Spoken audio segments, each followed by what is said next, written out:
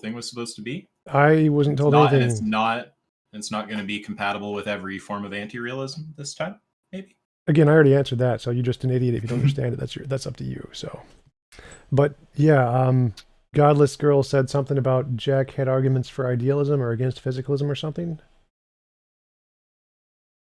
But I thought that you were taking up the topic that you took up with Godless. I thought this was about objective morality. Oh no, I'm sorry. If I said that, there was miscommunication. No, he's supposed to debate him on physicalism.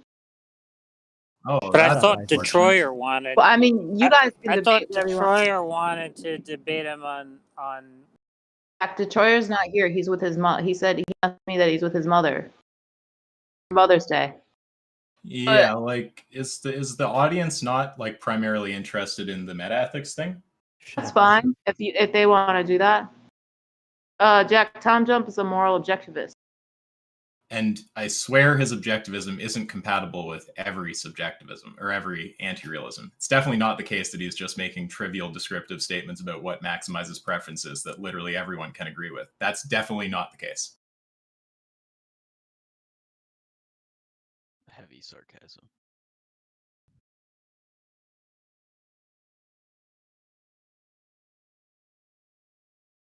Just accept that you're all. I mean, I can definitely tell you how to get it started. Like TJump, why don't you like explain to us what it means for something to be wrong?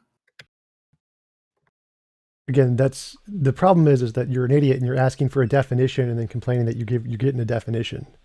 So if you're asking, what does it mean to be wrong? I'm going to give you a definition, and then you're going to argue that, well, you're just making a definition. Well, that's what you asked for because you're an idiot. Now, what you're trying to say is, why is my model not compatible with anti-realism? Because I think it refers to something that exists in the world, which isn't a definition. So the definition, if you keep asking for the definition, you're going to keep getting a definition, and you're not going to get an answer to the question you're trying to ask because you're an idiot. So, what's the definition? I define. Oh my God, Canadian Catholic, you need to mute the room. I define an immoral action as an involuntary imposition of will.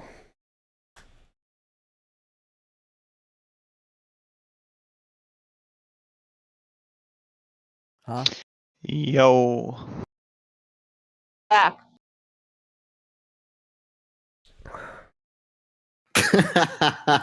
Oh my God, this is so funny. Is Jack here? Are we all muted yet? Or?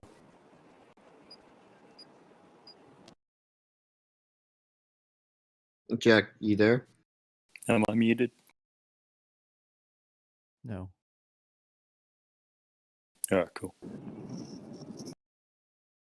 We hear you doing the opening the mic and then you don't say anything. We know you don't have audio problems, Jack. Why are you doing this?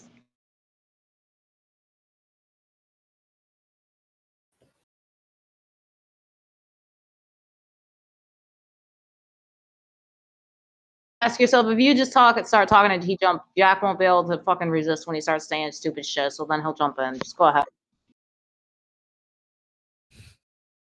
Well, I mean, I guess I can do it again. So like TJump, when you say involuntary imposition, You're asking for a definition again. I'm going to give you another definition. Well, I'm just wondering, when you say that, those are synonyms on your view? Yeah, that's a definition. Okay, so all you're saying is that no, again, that's just the definition. You just keep saying the definition. That's not all I'm saying. I'm giving you the definition. You asked for a definition. I thought they were synonyms. If there's, yes, they are synonyms. TJump, if they're synonyms, there's not additional meaning. You're an idiot. Synonym is not compatible. You think that you can have two terms that are synonymous and one has additional meaning? No, they don't have additional meaning. There's just more meaning to them than the meaning of the other word. That's what you're confusing. Okay, TJump. So involuntary imposition of will is immoral. If those terms are synonyms, it's just the same as saying. So again, idiot. Hold up, idiot. Hold up. So the word tree in English is a synonym to the word key in Japanese. But the word tree in English does not just mean key. It means something else. It is referring to a thing that is in the world. It doesn't just mean key. Key does not mean tree. Tree does not mean key. They mean something that exists in the world. So yes, immoral and involuntary imposition of will are synonyms, but they are referring to something. Like tree refers to something. Like, how do you not understand the difference? It's so simple. You have to be a complete idiot not to be able to grasp that. How is that a definition? It's not a definition. The definition is just the definition. Well, wait a sec. Let's just try to be nice to TJump, because I think most people in here are probably not going to like what TJump has to say. So we'll try to be friendly. So when you say involuntary imposition of will is immoral, do those words have different meaning? No, immoral is an involuntary imposition of will, and an involuntary imposition of will is immoral. Now, your mic just kind of was weird for a second there. I think you started that sentence with a no, right? That's correct. No, involuntary imposition of will is immoral, and if it's immoral, it is an involuntary imposition of will. Okay, so if they just mean the same thing, Isn't that the tautology? do you think? That's how definitions work. Just a second. Do you think that there's any kind of anti-realism that's going to be unable to say that an involuntary imposition of will is an involuntary imposition of will? No, they can all say that, but again, that's not where the contradiction is between the two positions. Yeah, if that's what your realism is, I guess I just don't understand how it's at odds with anti-realism. Because you're an idiot. I mean, I've explained this to you multiple times. If that statement corresponds to something in reality, then it's not anti-real. You think that an anti-realist can't say that the statement that an involuntary imposition of a will is an involuntary imposition of will corresponds to something in reality? They're just going to say that you're renaming non-moral facts as moral facts, right? So that's the criticism that you have to deal with. You have to explain how you're not just renaming non-moral facts and calling them moral facts, right? Like you could say anything is anything. I can say things like, oh, my chair is a moral fact, right? Well, I think my chair exists, so now I'm a moral realist, right? So you have Josh, can I ask you something? What? Sorry, I didn't mean to cut you off, actually. You finish, and then I'll ask you. No, ask what you were going to ask. Well, you understand, surely, that any brand of anti-realist can agree that involuntary impositions of will are involuntary impositions of will, right? Yeah, they might say that. I mean, you might Presumably think that it's the same point about my chair, right? Like, there might be a realist that thinks my chair exists, but they're just not talking about the same thing. It's just a semantic. Yeah, and Josh, when you look at what he's actually saying, all he's telling us are that different things are involuntary impositions of will. When he says something's immoral, all he's saying is that thing involuntarily imposed on will. So when you hear him make a statement like, you know, raping is immoral, you think he's saying something that an error theorist would disagree with, right? An error theorist is going to say, oh, it's a moral proposition, it's false. But when you actually look at the meaning of the terms as defined by TJump, all he's saying is that raping someone is an involuntary imposition of will. And an error theorist can agree with that, right? Yeah, that's right. Right. But no, they cannot agree with that it actually corresponds to something in reality, because then that would no longer be anti-realism. It would be realism. You're just making this is just a semantic discussion at this point. No, he has his head up his ass, which is the semantic discussion. So that's all he talks about is the semantic discussion. You're not talking about the same thing that moral realists are talking about. You're just changing the subject. Like me saying... No, I am talking about the same thing moral realists are talking about, because many of them do think it's just an abstract and still real. It doesn't have to exist to be objective or real. It just has to be true. I don't know what the fuck. Look, I'm just saying it's a semantic point. No, you're fucking wrong. That's what I'm saying. Because no, it's not. Most philosophers are moral realists. They don't think it actually exists. All of the nonsense that you said is completely irrelevant to the point I made. I'm saying that I could say that... I don't care what you could say. That's irrelevant to the point. Stop over talking me. What I could do is I could say that I could say that what a moral fact is my chair, and I believe that my chair exists, so therefore moral facts exist. And if that's true, a moral anti-realist can agree with that. They just would say that I'm changing the subject, and what I'm calling a moral fact isn't actually what they're referring to when they're referring to a moral fact. So that's all you're doing. They're not agreeing. That's what not agreeing means. You're saying, no, I can agree with what you said and then disagree with what you meant by what you said. So that's a disagreement. That is not an agreement. What? If you take the exact words and change the meaning, then you're disagreeing with what is being said. What? How the fuck? What are you talking about? That just seems like Are you a fucking idiot? Like if I say up is or the sky is blue, and you say, oh no, I by the sky is blue, I think grass is green. Like then you're not talking about the same thing. What the hell are you talking about? You have to. The meaning of the words has to be the same as how they're used, not just the same words. That's what I'm saying that you're doing. You're just changing the subject. No, I'm not. You can say that, but I'm not. That's the problem. Like you're straw man. I don't give a shit about your straw man.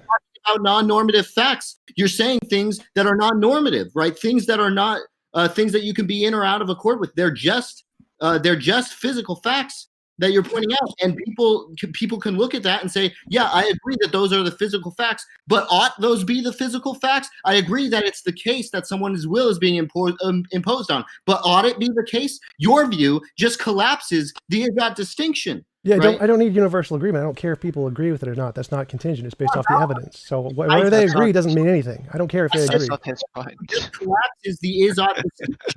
Yeah, and I solve that by getting rid of all the oughts. So, I mean, you can agree or not. I don't care if you agree. That's not important to my model. My model is, does it follow the evidence? Wait, are you saying that you do agree that there is no normative point you're making? You're not saying that it's a normative fact that someone ought to do X? No, I'm saying I don't care if you agree with me if it's normative or not. Your agreement is not required. How is it normative? Look, you can take the fact that someone's will has been imposed upon, and someone can agree with you that has occurred. I don't care what they agree. Stop saying agree. I don't care what they agree on. Nothing anyone else says matters. Their agreement is irrelevant. Their words are irrelevant. Their ideas are irrelevant. The truth is independent of anything they say. What the fuck your problem is, right? The whole point is that someone can say that I agree that this is the truth. Anytime you say someone can say, I'm just going to say shut the fuck up, because I don't care what anyone can say. What they can say is irrelevant. I can say the world is flat. Me pointing out that someone can say that is me saying that. I don't care what someone can say. It's completely coherent. Look, the reason I'm pointing out that someone can say it, I can say the world is flat. That's perfectly coherent. It's just false. You can just take the words someone can say out of I've already addressed this. Pull your head out of your ass. You can say the world is false. The flat. You can say the world is flat. That is perfectly coherent. It's just false. Why are you the point? I'm not. I've addressed this. You've just got your head up your ass. I can say, listen to the answer again. I can say the world is flat. So stop talking. Stop talking or I'm going to leave. Stop talking or I'm done with you. Shut up. If you resist it, shut up and let me answer the question. Shut up and let me answer the question. Wait, I want to make one point, Josh. As much as I totally think it's deserved and hilarious both at the same time to watch you yell at TJump, I think all of us have it in our interest to see him talk to Jack also. So try not to scare him off if you can. So again, the answer is that people can say the world is flat, and that is perfectly coherent. There is no logical contradiction in that. It's just false. So you can say that it's not normative to, or whatever you said about the chair, but it's just false. So the fact they can say it is irrelevant. No, you're not following the point. This is why. Then make your point clear. This is why I don't know why you interrupted me. Look, when someone, it's not that it's false. I'm saying that they will agree with you that an imposition of will has occurred. That, okay. And then they're going to say, well, I agree that that's happened, but there's no norm there. Right, so they're going to disagree that that's moral. They're going to say it's not objectively moral. That's where the disagreement is. Yeah, that's because right there, if you define it as moral, as you've done, then they're going to agree with you that thing has occurred. But then you're just talking past them. You're not talking about morality anymore. When you're saying that that's immoral because you're what they're talking about. Yeah, I don't care what they're talking about. They don't get any say in the matter. They can define it however they want, and they're just going to be wrong. I don't understand how could they be wrong? Yeah, TJump, what if they just define it like you do? They just define morality as record players exist. They're right about it. Then I'm just going to say they're wrong. They can do that. They'd just be wrong. How could they be wrong that record players exist? The same thing that you're morality. That's the same thing that you're doing. You're saying I'm saying I have evidence. So I have evidence that indicates this conclusion. What evidence do you think? How can you think? Moral intuition and moral progress, just like every philosopher uses. Moral intuition and moral progress. Evidence. What? For moral claims. How could that be evidence for moral evidence? Like, I don't care. Most philosophers don't think that there's evidence because they don't think that moral claims generate predictive expectations. So most philosophers don't think that it's the case that you can have evidence for moral facts. Then you're an idiot because just look at the Phil survey paper. The Phil surveys. The Phil surveys paper literally says 50-something% of philosophers are moral realists. Yes, they do. Josh, correct me if I'm wrong. But No. Hold on a sec. How does it follow from the fact that most philosophers are moral realists that therefore they don't think that it's a meta-ethical thesis that science doesn't have anything on? I mean, I didn't say anything about science. Who said anything about science? Like what? What does that have to do with anything? Most moral realists think it's the case that metaethics isn't in the domain, doesn't make predictive expectations, and we can't have evidence for moral theses. Well, the fact that we don't and it can't are two different things. And I said, give me a paper, go away, because that's just your bold assertion. I see all these people in the chat who are saying stuff about, evidence for moral facts. We have to be careful not to fall into normal terminology that actual philosophers use when talking to TJump, right? You have to remember when TJump's talking about a moral fact. Okay, say that shit again. I'm gone. I'm not going to deal with your bullshit. Everything I say is more coherent in philosophy than yours. You are just bullshit. Okay. You're full of crap. I'm more in line with philosophy than you, 100%. Okay, sure. So Well, we have to I have to Shut up. manipulate my language to fit your dumbass. That's fine. I was being a bit rude, but I did actually want to make a point, and you can, dismiss it if you think it's wrong, but I think you'll agree with it. We have to remember when he's saying moral fact, and we're telling him, what is or isn't evidence or an argument for the existence of moral facts, he's not using that term in the way that we're using it, right? He's just talking about these descriptive claims. Remember, there's no oughts on TJump's view, right? He'll presumably agree with that in a sec when I stop talking. He's just making descriptive claims about what brings us closer to the world that least imposes on will. So the evidence for those... Please just don't give him a excuse to run away, though, if he's threatening to leave, Yeah, I don't think I said... No, everything he said was right. There's nothing wrong with that. Right. So I just wanted Josh last thing that I'll back out. But it's just when you attack him, Josh, when he is saying something is like... Oh, shut up, Isaac. He said this. He said when I said there was no normativity on his view, he said he disagreed, but then he just agreed with you that there was only descriptivity on his view. So what the fuck are you talking about? He's just an incoherent fucking mess. Well, I agree he's an incoherent... Well, I don't want to offend him. I don't know that I'm disagreeing with you. I don't understand why you don't keep super muted. The only thing I was trying to draw attention to, I think I overall agree with what you're saying, Josh. It's just that, like, when we talk to TJump, like when he's talking about evidence for moral facts, we just have to remember all he's talking about is evidence for some descriptive claim about what maximizes preferences. And we're going to think those have the same kind of evidence as like other descriptive claims. Yeah, I was not talking about that. I was talking about whether or not philosophers think that metaethical facts generate predictions, and the answer is no. Yeah, right. They don't think that yet. They don't think it's impossible, though. I don't know what the fuck you're talking about. Most philosophers understand. If you don't have a citation with a survey that says that, then shut the fuck up, because most philosophers are moral realists. Why? What are you talking about? Yeah, but most philosophers don't think that you're... Give me a citation. Find a survey or shut up. Most philosophers don't think that your version of moral realism is the same thing. They have a completely different version of moral realism than you do. Obviously. I don't know how you do that. Obviously, that's every moral philosopher has a different version than pretty much every other moral philosopher. So when you say that, why would it be the case that when I say that, how could you object to that being me saying that most philosophers don't think there can be evidence? How could you object to that by saying that most philosophers are moral realists? No. What do you pull your head out of your ass? So again, the statement that most philosophers have a different view than mine is true. Yes, obviously. The fact that most philosophers don't think morality could ever make predictive claims is just bullshit you're making up. Like, there is no evidence of that at all. Whether they agree with mine is completely separate to that point. You said that they're moral realists. Yes. Right? Yes. And I said, how does it follow from moral realism that moral facts generate predictions? Most philosophers don't think that. No, they don't have an answer. It's not like it's impossible. There is no answer to that yet. Why do you think that anybody thinks that there can be evidence for moral claims? Because they do. That's one of the claims in moral realism. Don't just reassert the fucking claim. I'm asking you why you think that. Because they do. Like, you can just find quotations of that. Why are you fucking reasserting the claim, you fucking idiot?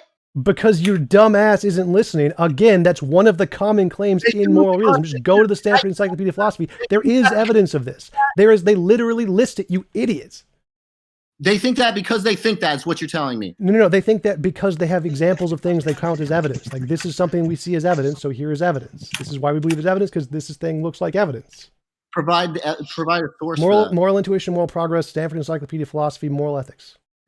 Wait, where does any of that say that moral facts generate predictive expectations? predictive expectations. Like there's lots of different ways they can make predictive expectations, but that what evidence counts for isn't necessarily predictive. That's a kind of evidence. So they do count evidence for moral realism as moral intuition, moral progress, even if there aren't predictions. So again, nothing you're saying is coherent here. Predictive? What? What? You cut out. He's saying, hold on. I think I get what he's saying. He's trying to say what he means by evidence, right? It's just like a reason, right? And it can be like no, what right, philosophers like mean. like This has nothing to do with me. I'm quoting Stanford Encyclopedia here. So what they count as evidence is not only testable predictions. They count other things also, which is moral intuition, moral progress. Those are the two criteria of evidence normally used in philosophy for moral realism. Is intuition evidence for anything? Go ask the philosophers. You can go bother them with that.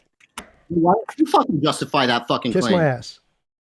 Justify your Kiss fucking my claim, ass. shit. Kiss my ass. Justify your fucking claim, you piece I of don't shit. need to. Common knowledge in philosophy. If you don't know it, you're just an ignorant dumbass. Not my problem.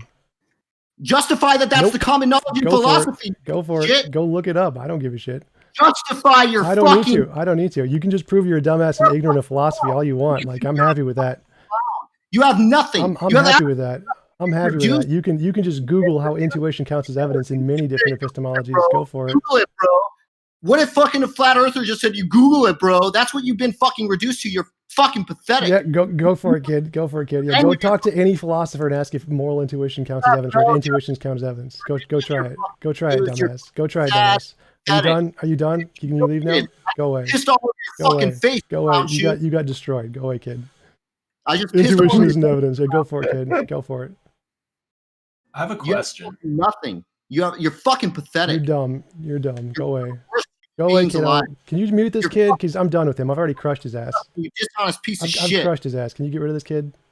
Who the fuck thinks he crushed me? Does anybody? Can you get rid of this kid? Like, he's just wasting my time here. Just get rid of him or I'm gone. Like, I'm not going to waste my time with this dumbass anymore. I think we're in risk of TJump leaving. So I have a question, actually. I'm just wondering what Jack thinks of the moral view that Tom has given so far, if you've got an assessment of it or like just some loose ideas or anything. It just sounds like he's changing the subject. In order to change the subject, you need to determine what the subject is first. And if there isn't an answer, I can't change the subject. It's kind of up in the air. But you're begging the question. You're presupposing you know what the subject is.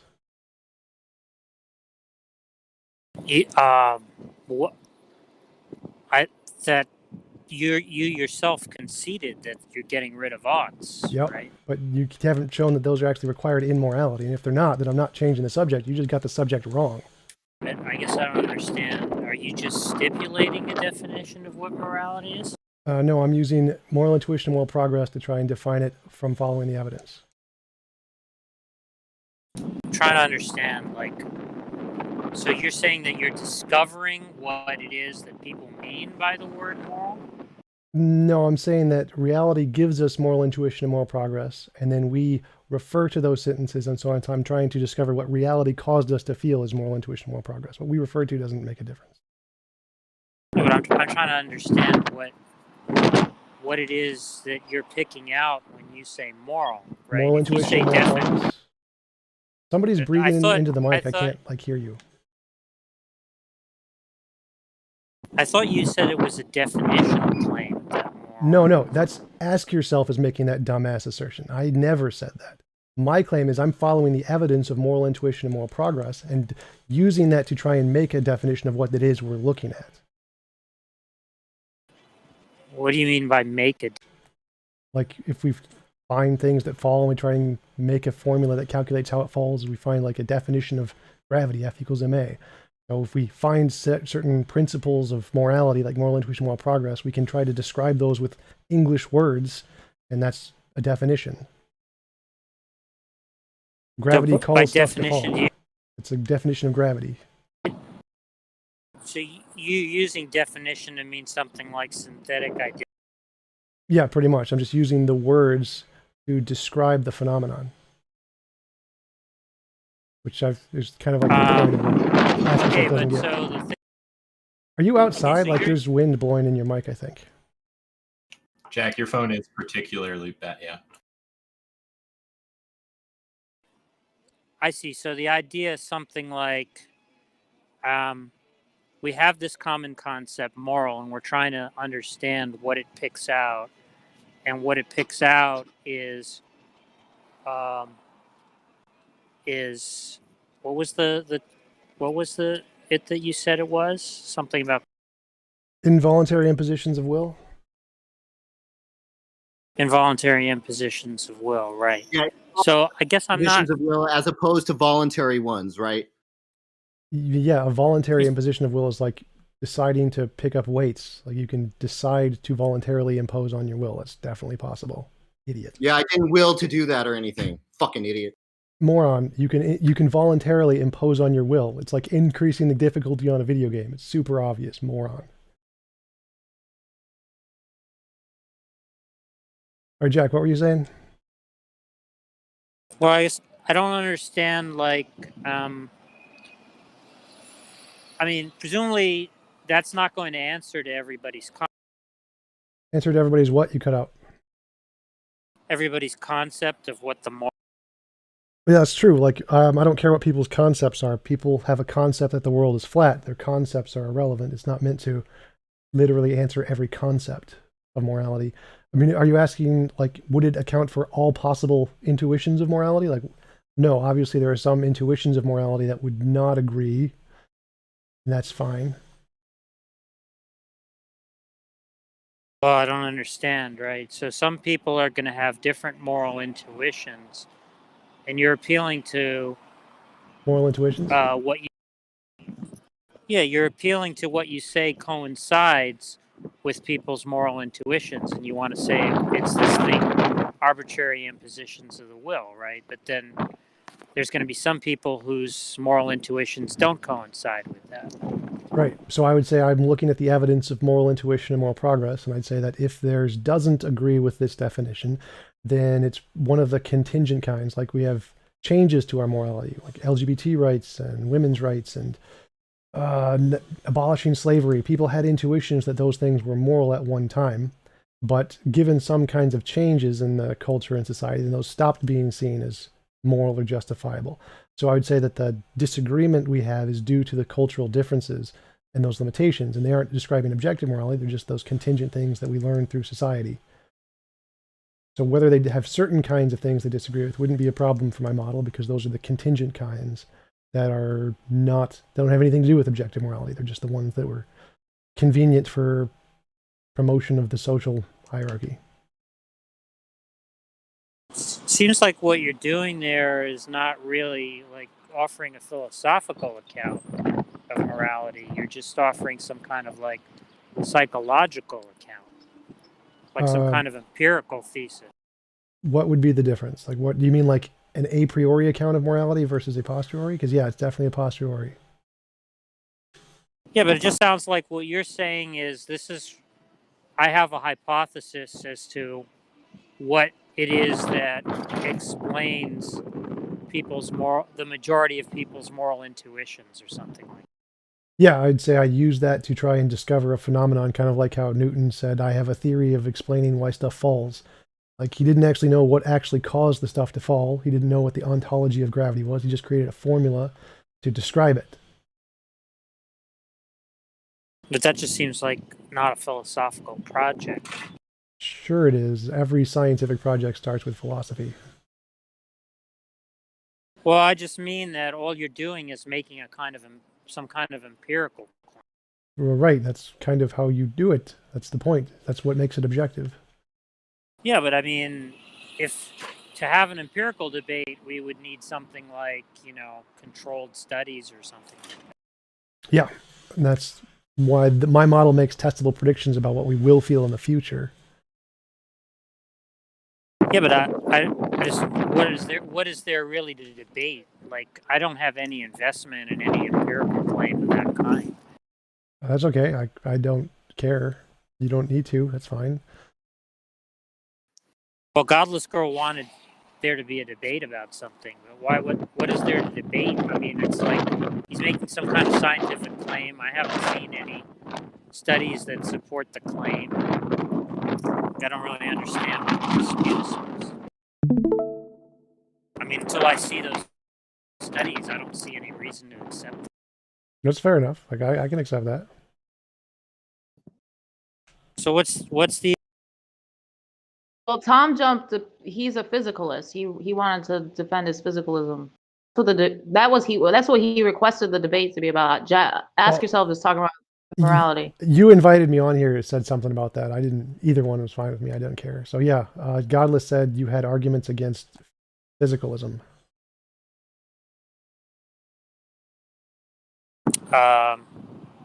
Yeah. What are those?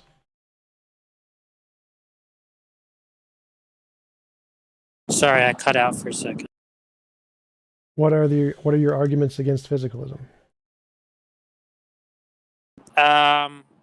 Well, I would usually appeal to rule following considerations. And how is that an argument against physicalism? Well, the idea is that physical facts underdetermine things like rules. And so if mental facts are normative, they can't be reduced to physical facts because normative facts are basically just rules. Okay, well, I reject that. I think that moral facts can be reduced to physical facts. Would that apply to any rules, like logical rules you make the same argument for? Well, I think physical facts will underdetermine logical rules, yeah. How so? Because as far as I can see, that the logical rules follow as descriptions of reality. So that's not, the logical is kind of determined by reality, not the other way around. The logical is determined by reality? Yeah, so languages of logic describe reality.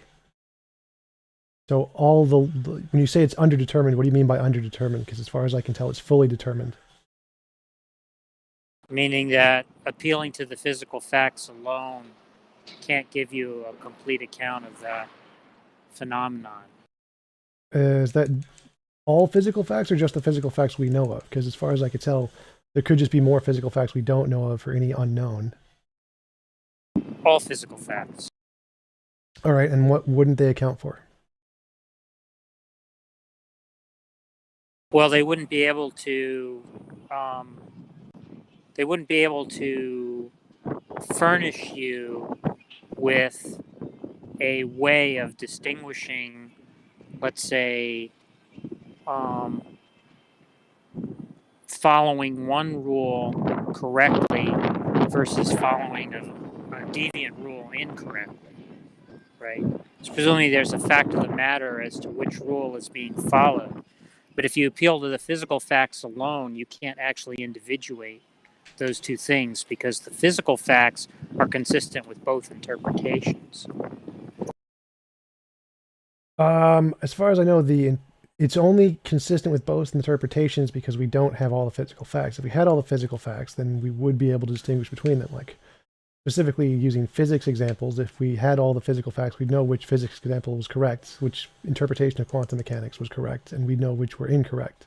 I don't know of any two interpretations that could exist that wouldn't be discernible through the physical interpretations. Physical facts. Can you give an example of two interpretations that wouldn't be able to be distinguishable by physical facts? Yeah, so if for instance, if somebody were to be asked what are 67 and 58, right? And like the answer they gave was 125, right? Okay. The same physical facts that would be appealed to account for their intention to follow the addition rule, which they would have performed correctly, could be appealed to equally well to account for the fact that they were intending to follow the quaddition rule, some variation of the addition rule, which it would be the incorrect answer to. So in other words, the same physical facts could be harmonized with correct application of one rule and incorrect application of some deviant rule. And why would that be a problem for physicalism? Well, it would just mean that that if there's a fact of the matter as to which rule is being followed, right? The fact that the same physical facts can be appealed to in both cases just means that it's in virtue of something other than the physical facts that there's a fact of the matter as to which is the rule, which rule is correctly being attributed. Again, I would argue that the physical system does determine which one of those metrics is correct. So if we like took a bunch of rocks and just added them up and put them next to one another and they added up to whatever number you talked about, we would say whatever system of math that works is the language we're using to describe how reality works. But the language we're using, the math and logic, isn't reality itself. It's a language we made up. And so we could make up multiple different kinds of languages, one that's right and one that's wrong, and get the same result. But that doesn't tell us anything about reality. It's not that there's a contradiction in reality there or some underdetermined aspect of reality. It's the fact that we've just made up languages and there are different kinds of languages that can describe the same thing. There's still only one thing occurring. Well, I wasn't talking about what, in virtue of what is the application of the rule correct or not, but rather attribution of the rule. In virtue of what is the attribution of the rule? Like what in reality, which system in reality is governing the thing that causes the math to get to that result? No. I'm saying that when we attribute to somebody the intention to perform addition, which they then perform correctly, right?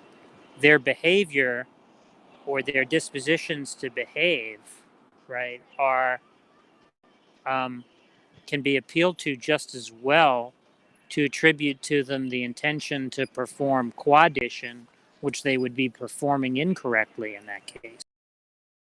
Right, but what does their intention have anything to do with there not being physical facts? Because all of that can be explained by physical facts and their neurology. So what about that can't be explained by physical facts? The correct attribution of the rule that they're following. Again, so that's all just conceptual stuff in their head. Or it could be. It's just I'm not sure which part of that would not be explainable by physical facts. Yeah, I'm saying that the conceptual stuff can't be explained by the physical facts. Why would that not be explainable by neurological processes in brain chemistry? Because those would be consistent with attribution of both rules. I'm not sure, because I believe if one person has a particular brain chemistry to do the quaddition, there's going to be a difference in that brain chemistry than the brain chemistry to do the addition. But there would be a difference. No, I don't see what the logical bar is to appealing. I don't see what the logical bar is to appealing to the same facts about the brain states, right, as a way of reducing the counterpart. Jack, Right. you have a lot of, there's wind. Why don't you give him the robot argument, that analogy? Maybe it'll dumb it down a little for him so he can understand more. He seems confused. No, I understand perfectly. So the argument is that if quaddition is in any way different from addition, which you're arguing it is, and there's some ontological difference there, then there's going to be a difference in the brain that corresponds to these two things, and it's going to be a measurable difference.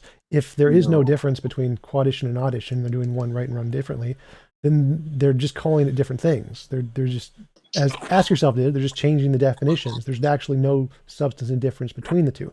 So for there to be a substantive difference between quaddition and addition, there has to be something that would cause a mental change in neurology from one to the other. I'm saying that those physical facts that you're trying to appeal to can be appealed.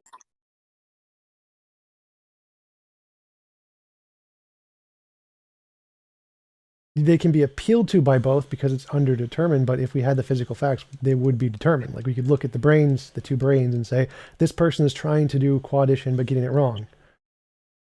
Jesus, you're so fucking stupid. Yeah, I'm saying that those facts that you're appealing to underdetermine the mental fact. Right, and I'm saying that's not the case. Like they determine the mental fact. Like we can just look at the brain and say this person is trying to do quaddition. We can tell by the structure of their brain state. Well, I just don't understand what is the logical bar. You cut out. Yeah, you I don't understand what is the logical bar to appealing to the same facts about brain states, right, which are being used to reduce the mental state, which are being appealed to as a way of reducing the mental state to one rule, right?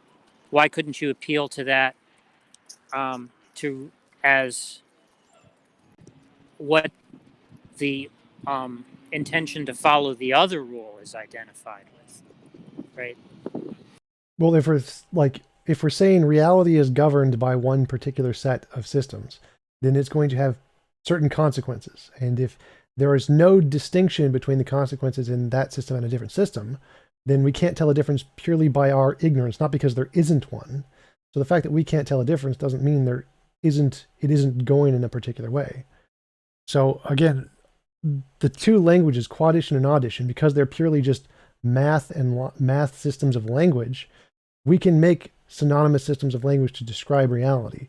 And we may not have the physical ability to distinguish between those two purely based on our ignorance, but that doesn't tell us anything about reality. There's no problem there for reality working in one way. Well, it's like, I don't see why you think this is an issue.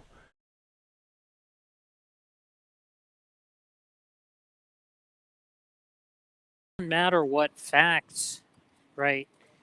Doesn't matter what facts you discover, right? If they're physical facts, right? They're going to fall afoul of the same underdetermination problem. Everything falls from the underdetermination problem, but that doesn't mean it isn't going that way. Underdetermination is purely an epistemic thing. We don't know how it's happening. No, the objection I'm making is not an epistemic one. How so? Because you keep saying we know, like we're trying to do quaddition and addition, so that's all about knowledge. I'm saying that given that there's a fact of the matter as to which rule is being followed, right? Whatever dispositional facts or behavioral facts you adduce, right? Which is to say, whatever natural or physical facts you adduce to account for the intentional facts, the same physical or dispositional facts could be adduced to account for the intention to perform a different rule, but to do so incorrectly. All right, let me see if I can explain it to you this way. If we have a CD, like any CD, and we look at the ones and zeros of the pattern of the dimples on the CD, that could be interpreted in infinitely many ways. We have no idea what that means until we have a processing system to read the CD and tell us this means whatever's on the CD, like Microsoft XP or whatever. But without that processing system, then it could be anything. Does that mean the CD is not physical? No, it's still physical. We just don't know what the processing system is to read it. There could be lots of different ones that could be read lots of different ways, but none of that indicates the CD isn't physical.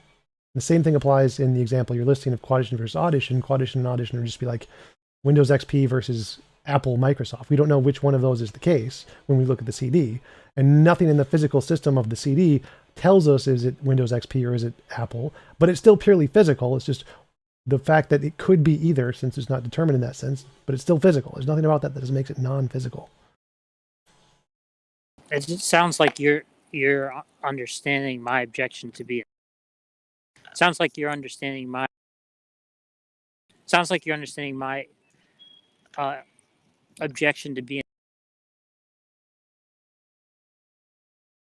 You cut out again. What? I said it sounds like you're understanding my objection to be an. Yeah, I think I understand your objection, but disagree with it. He's saying you're understanding it to be an epistemic objection. Well, no, because But I'm not making no, I'm not saying that, because if we look at a CD, like the CD, the ontology of the CD, there's nothing that we can look at on the CD physically to know whether it's Windows XP or Apple. There's absolutely, we can dissect everything about the CD and never ever know that. There's nothing in the physical system that determines is it Windows XP or is it Apple, because there's lots of different ways that the system that's reading the CD could work to read that in different ways. That doesn't mean it's not reading Windows or it's not reading Apple. It's still reading one or the other. And there's nothing in the physical system that we can tell for certain which one it is. But that doesn't mean that there is a non-physical aspect to the CD. It's still purely physical. We still, I imagine me and Jack both agree the CD is purely made of matter. It's not. But then in that case, in virtue of what, is there a fact of the matter about it? Which it is. What do you mean? It is either one or the other. It's my CD is for Windows XP. In virtue of what? Yeah, but in virtue of I can put it in the computer and it runs on Windows XP and not on Windows on Apple. So I take the system and I apply it to whichever system is being used to see what can read it. But I'm not understanding, right? Like if you're saying it's one rather than the other, but the physical facts don't determine whether it is one or the other, right? Right. Then it has to be some non-physical fact which determines. No? Why would it have to be some non-physical fact there? Because there's no non-physical fact in the CD. It's saying purely the physical, because you're saying that the physical facts don't determine that it's one or the. Right. You can put the CD both in an XP and an Apple computer, just won't read one or the other. Look, it's a simple logical point, right?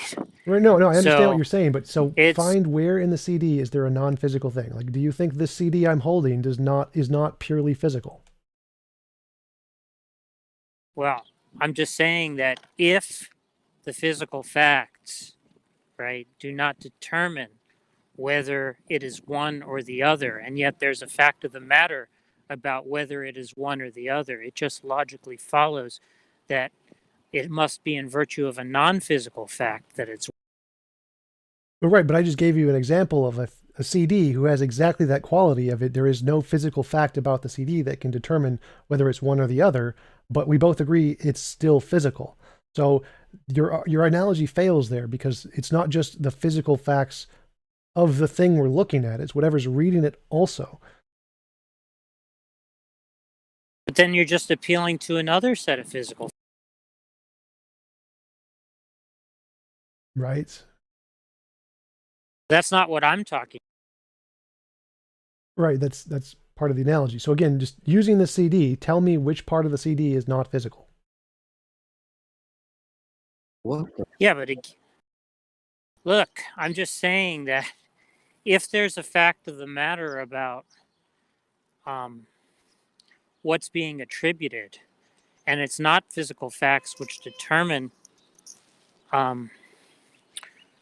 which of the two, let's say, normative facts it is, right, or intentional facts it is, then it must be in virtue of something non-physical.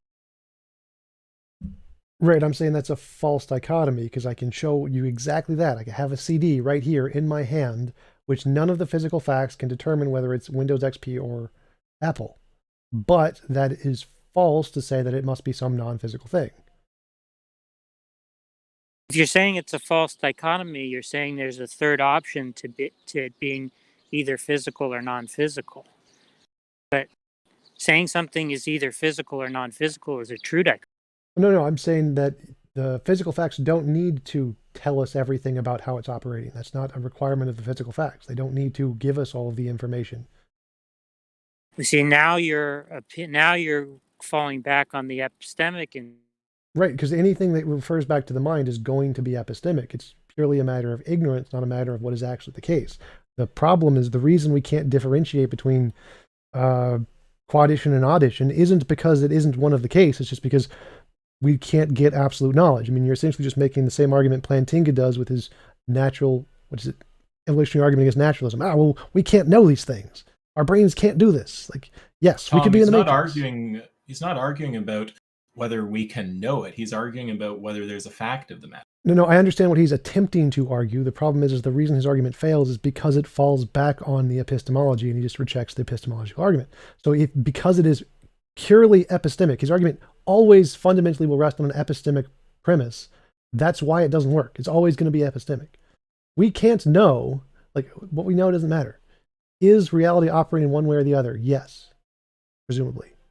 But Tom, you must be following. He's just saying if there's a fact of the matter, and the fact of the matter isn't determined by something physical, then it's determined by something non-physical. You have to push back by either saying there's not a fact of the matter, or that the fact of the matter somehow is physical. Or it's not determined. Yeah, that's saying there's not a fact of the matter, isn't it? Like quantum mechanics, you have determined things and random things. I don't know if that qualifies as a fact of the matter or not. So why don't you just try to clearly answer to him? Do you think that there's a fact of the matter about whether they're doing quaddition or addition? Yes. And do you think that that fact of the matter is determined by something physical? Yes, sort of. Okay, and you don't think that anything non-physical plays into determining what the fact of the matter is? Yes. Okay, and also saying it might not be determined, just saying it's a fact of the matter, like that's kind of all that we need right there, right? Like, if it's a fact of the matter, it's determined by something. That's kind of like part of. Well, no, that's because there are facts of the matter in quantum mechanics, and they're not determined. So that's not correct. But I don't know if that's. What does Jack mean by determined? Good question. He just means he. Yeah, we're talking about it being true in virtue of something, right? Right. Yeah. So if it's true, just use the word true in virtue of then if you want, Tom. It's like, so there's this fact of the matter, and it's either true in virtue of something physical, or it's not true in virtue of something physical, right? Okay. Okay, so do you think that the fact of the matter about which rule is being followed is true in virtue of something physical, yes, something non-physical, or there's also, I guess, the option of both? Physical. Somehow. Okay, so that's what you have to explain to Jack. Again, I would just say it is determined by something physical, regardless of whether or not we can know it. Yeah, but I'm not making an epistemic objection. That's the thing, you are. It's like, if it can be determined that it is doing, like, there is one apple in front of me, or whatever numerical analysis you want to do, and we can't tell the difference between whether it's addition or quaddition, running the show behind the scenes doesn't make a difference. It doesn't make a difference if there's multiple different systems of physics that could operate in the same way. One of them is the case. I'm not saying that the problem is that we don't have access to the facts, right? I'm saying the facts in virtue of which the attribution of one rule rather than the other is the correct attribution, right? What I'm saying is that appeal to the physical facts alone, right, can't actually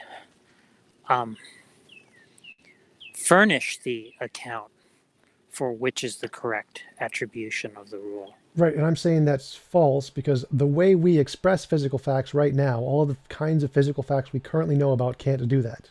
That does not follow that all possible combinations of physical facts can't do that. So I would grant that none of the physical facts we know of or how we know how to express physical facts can accomplish that.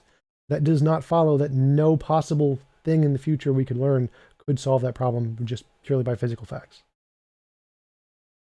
Yeah, but I think you're granting the point when you bring up the point about the CD. What about the CD isn't physical? I'm saying that if it's not the physical facts alone which establish that it's one or the other, if it's not the physical facts alone which establish that it's one or the other, then it must be in virtue of some non-physical fact. Well, no, that's what I'm saying.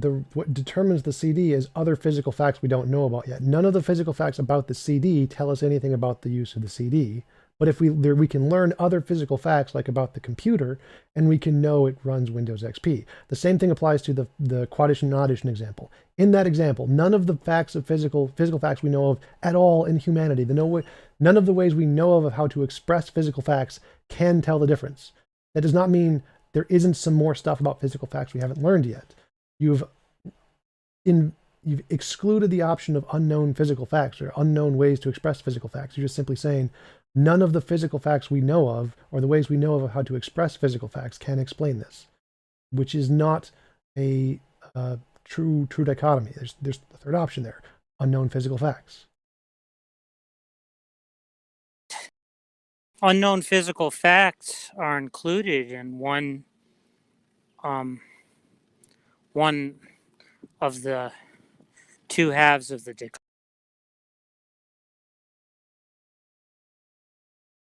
How so?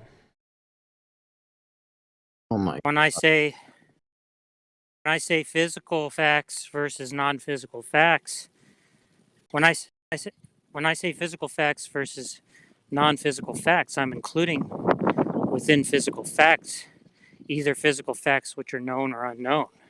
Right, and I'm saying that all of those things are going to be determined by physical facts of some kind. All of what? Quaddition or oddition. It will be determined by physical facts. Yeah, but that's just not addressing the objection. What do you mean? The objection is that there's no law.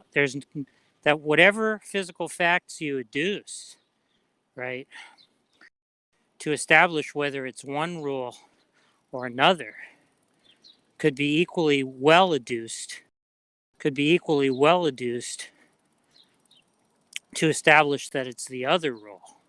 Right, and I rejected that. Remember, I said that if you look at two brains, one doing quaddition, one doing oddition, there will be a difference.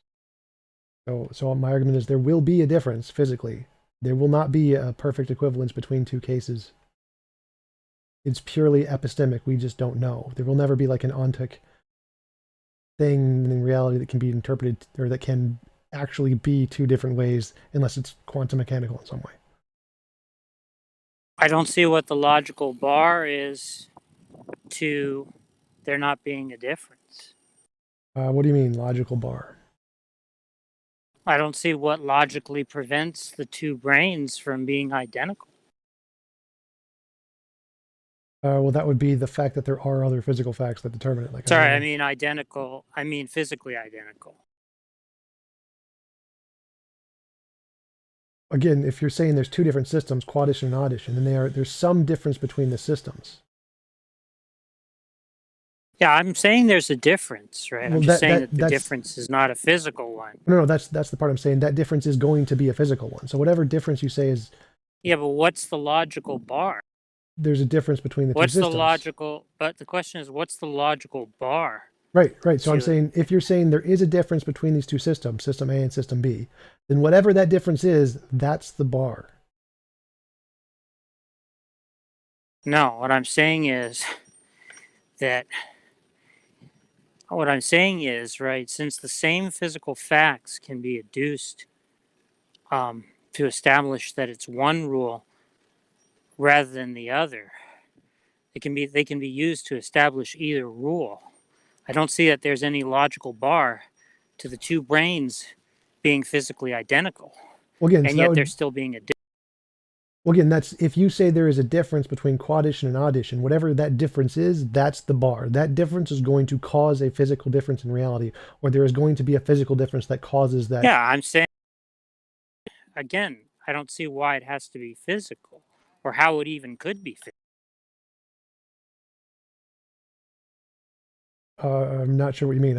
If there's a physical difference that would cause it, like if there's a big barrier in the middle of a lake, it'll cause it to, or a river, it'll cause it to go one way or the other way. So if there's quaddition and oddition, and there's a difference between the two. No, but see, the point is that the outcome the outcomes can be the same regardless of which rule is being applied. Because if one is being applied incorrectly, right, you're going to get the same outcome. Right? No, I'm as if rejecting the that. rule, as if the other rule is being applied.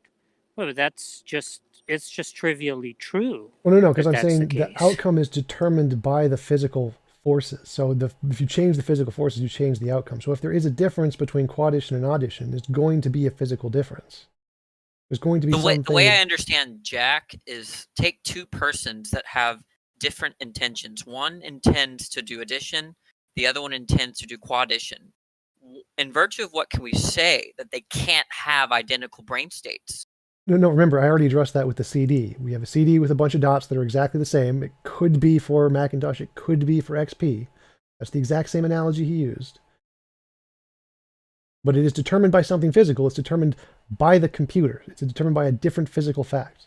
So likewise, the brain state of whether he intends to do addition or quaddition is determined by the physical structure of whatever differences in addition. So if quaddition requires you to multiply by 3 or whatever, there's a different transformation, then the physical transformation in that different system will tell you what is going on. There's a difference. There's a physical difference between the two systems. They are to do different things. And if the person intends to do addition, then the part of their brain where they associate addition with that particular system of whatever addition physically is going to light up. And if the person wants to do quaddition, the part of their brain that wants to do that multiplication times 3 area is going to light up. Okay, well, but are you saying there's a logical contradiction in the case where two persons that have different intentions could have identical brain states? No, I'm saying it's just physically going to be determined by something. It may not be determined by the brain. So we could have two differing intentions with the same brain states, and I think that's what Jack is getting at. Remember, right? I already covered that. If we were wait, stop. I literally already covered this. The CD example is exactly that. The CD could be for Mac, it could be for Apple. It's just doing Apple wrong. Has the exact same physical structure. You cannot tell the difference one way or the other. Is it Mac? Is it PC? Don't know. You could, right? There are physical facts. They're not in the CD. There are physical facts that are not in the CD. So my argument for the brain case is the same thing. The brain states could be identical, but to determine which one is doing quaddition, which one is doing addition, you could look at other things like how were they brought up? What were they taught in school? Where did this memory get saved into their brain to organize their brain structure in such a way that it put quaddition into this neuron? You could look at the other physical facts. This has been going on a long time. I've been hearing. He's very confused. Look, will you give him the robot analogy? Are the CDs identical? Yes. Yes. The CDs are. So you're telling me a Windows CD is identical to a Macintosh? Remember, his analogy is they're trying to do quaddition but doing it wrong. Now, so if you're take my analogy instead. I'm not talking with you. I'm talking with Jack. So again. Wait, Jack, am I not getting at what you're saying? No, I think you're getting it. No. Good. Okay. Jack, stop. So again, Jack, your analogy is there are two brains. One is trying to do quaddition and getting it wrong, and the other one is doing addition and getting it right. Is that correct? Yeah. So if you have a CD that are the exact same. One is doing addition correctly, and one is doing quaddition incorrectly. Exactly. So if you have a CD, which is the same, it's trying to do Windows XP and doing it correctly, and another CD which is trying to do Apple and doing it incorrectly, but is doing Windows XP, that is exactly the analogy he's using. So I got the analogy exactly correct. Right, but then the CDs would be persons, just to clarify. Right, they're the exact same. Yes. Okay, so I'm talking about that's fine. That's basically the analogy that I gave, right? Take two CDs, persons, right? And one of them tries to install Mac and the other one tries to install Windows. Those CDs could be physically identical. Right. And I covered that. I said what determines them is not the physical shape of the CDs, but in the case of people, their upbringing. You could say. Wait, I'm not so sure if we disagree, right? Are you saying that it's possible that the CDs are Oh my physically God. identical? I've already said yes to that like 4 times. Well, Obviously, my then you have a analogy problem uses on your them. No, hands. no, I don't. I've already solved this. So my analogy uses 2 identical CDs. So my analogy already answered that like an hour No, ago. 2 physically identical. The analogy Yes. that Jack gave is that they would be 2 physically Which identical is literally CDs. what I said. So that was literally my example an hour ago. Catch up, kid. So back to the point. What physically determines there's 2 brains. One is doing addition correctly. One is doing quaddition incorrectly. The physical thing that determines them, even though they're exactly physically the same, is their upbringing. You can look at their life and say, this person learned the word quaddition and how to do quaddition in this case, which was then got mapped onto their brain at this point to this neuron. Whereas when the other person learned addition, it was mapped onto the exact same neuron, but they were learning 2 different concepts. And so we know when that neuron lights up, for this person it's quaddition, for this person it's addition. There is a physical difference, but it's not in the brain, it's in a separate system. Just like the CD. That sounds like mumbo jumbo. Then you're Look, an the idiot, idea is 'cause that it's pretty let me easy. explain. Can I say one to you, Danny? I think there might be confusion because TJump seems to be saying that the CDs are identical, right? And I think you might be assuming when he says that that he's analogizing to all physical facts being identical. He's not. He's saying there's an additional physical difference. It's just that the CDs are the same. There's some other physical difference about. I thought you went over that with him, and you were correct. I heard when you reviewed that with him, you were correct, right? And he's not taking what you said seriously. I mean, I don't know anything about this art, and I'll also take this moment to say I think I said something wrong earlier. I think I said that physical facts have to be true in virtue of something. I don't even know if that makes sense or not. Maybe there's proof. I have no idea. But we're talking about a dichotomy. I know. I was just making a little point, so I just wanted to correct that. But because Avi pointed out. But Danny, all I was saying, like, I think you can continue with your line. It's just when he says the CDs are identical, don't jump to assuming he's saying all the physical facts are identical. He's trying to say there's just identity in terms of the CDs, but there's other things that are physical and that aren't identical, like the thing reading the CD. Okay. That's why you need the robot argument. So just to be clear, so he's not actually but it's not. I don't think it quite is, because he's not actually saying you can have all the same physical facts and still a difference about. Pardon? Well, when I asked, are the CDs physically identical? He said yes, but if they're that's not all the Danny. This is the difference. Exactly. There are other physical facts. Yeah, Josh has it. But I don't know. But I don't know why is there a logical problem with that? Why couldn't you just have 2 physically identical scenarios, including the CD and all of the other physical facts? Yeah, that's what you have to move to. Yeah. But nevertheless, and run a rule-following paradox on that. What's the bar? He hasn't explained that. He just keeps asserting it. And I don't understand why he would say that the other physical facts wouldn't be in the set of the physical facts that are identical. Again, so if you're saying there is a difference between quaddition and addition, that is going to entail a physical difference.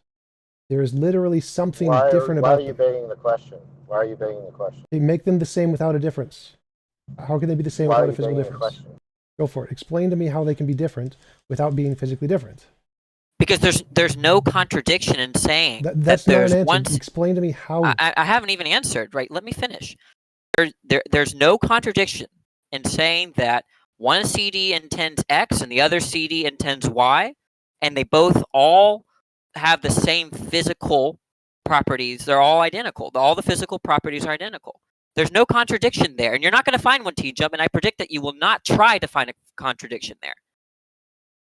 And okay, TJump, just to be clear, you understand he's not just talking about the CDs being the same. He's talking about the CDs and the computer reading them, and every other physical thing is the same. I did not understand that when I said the CDs were physically the same. I know. I was referring specifically to the CDs. He didn't. He was doing a terrible job explaining what he was saying. So yes, if he's saying all the physical facts are the same, no, there's going to be some physical fact that's different. That means there would be a contradiction in saying that we have 2 CDs, right, that have different intentions, but all the same physical facts, right? Now, what I take to be an intention, right, what the properties that form that concept, right, are not going to be shared with the concept of physical at all, right, such that we can, Well, that's they are. They intelligible literally to say. are. That's like the consensus in physicalism and then neurology give me and psychology. one common property between I desire water and a physical fact. Your neurological brain state, like done? No, okay, you're saying that I desire water and some brain state are identical, but what's the common property? No, I did not say that. So again, the brain state is arbitrary like the shape of the CD. It is the brain state plus your upbringing that makes that particular brain state you desire water. Do you not think that desires are the same thing as particular physical states like brain states? I thought that's your claim. You're a physicalist, No, they are, but the particular shape of the brain is determined by your upbringing. So that's irrelevant. I'm not talking about what was totally responsible. I'm not talking about what caused the brain state or caused the intention. That's not what we're discussing. No, we're it is discussing exactly identity. what you're discussing because you're asking for the difference. What is the difference between two identical brain states? No, I'm not. I'm asking what's the shared property? Shared property of what? Between a brain state and my desire to drink water. They are literally the same thing. Like what? So if they're the same thing, they would at least have one property in common and give it to me. Give it to me, TJump. I bet you can't. They literally are the same thing. So cringe. So your Go ahead, give me the common is property. a brain state. It's your neurological brain state. That is You're what it just is. repeating the claim. Yes, because that's what it is. That's what brain states are. Right, but Thoughts if are that's brain true, states. then they would share properties, but you're not giving me a property in No, which what they the share. hell are you talking about? That's not true at all. Like the music that comes out Say of the CD A is on the identical CD. to B. That means that they share properties. No, again, you're an idiot. The CD has music on it. The music is identical to the CD. It's just in a different language. The CD has it in a bunch of ones and zeros, and it has to come through. What are you talking about right now? You're an idiot. So again, our Look, brain. if I say, No, stop. I understand what you're saying. You're just an idiot. So again, a CD. There is music on a CD. The music and the CD are the same. The music is on the CD. They're the same, but they're in a different language. So when I put my ear on the CD, I'm going to hear the music.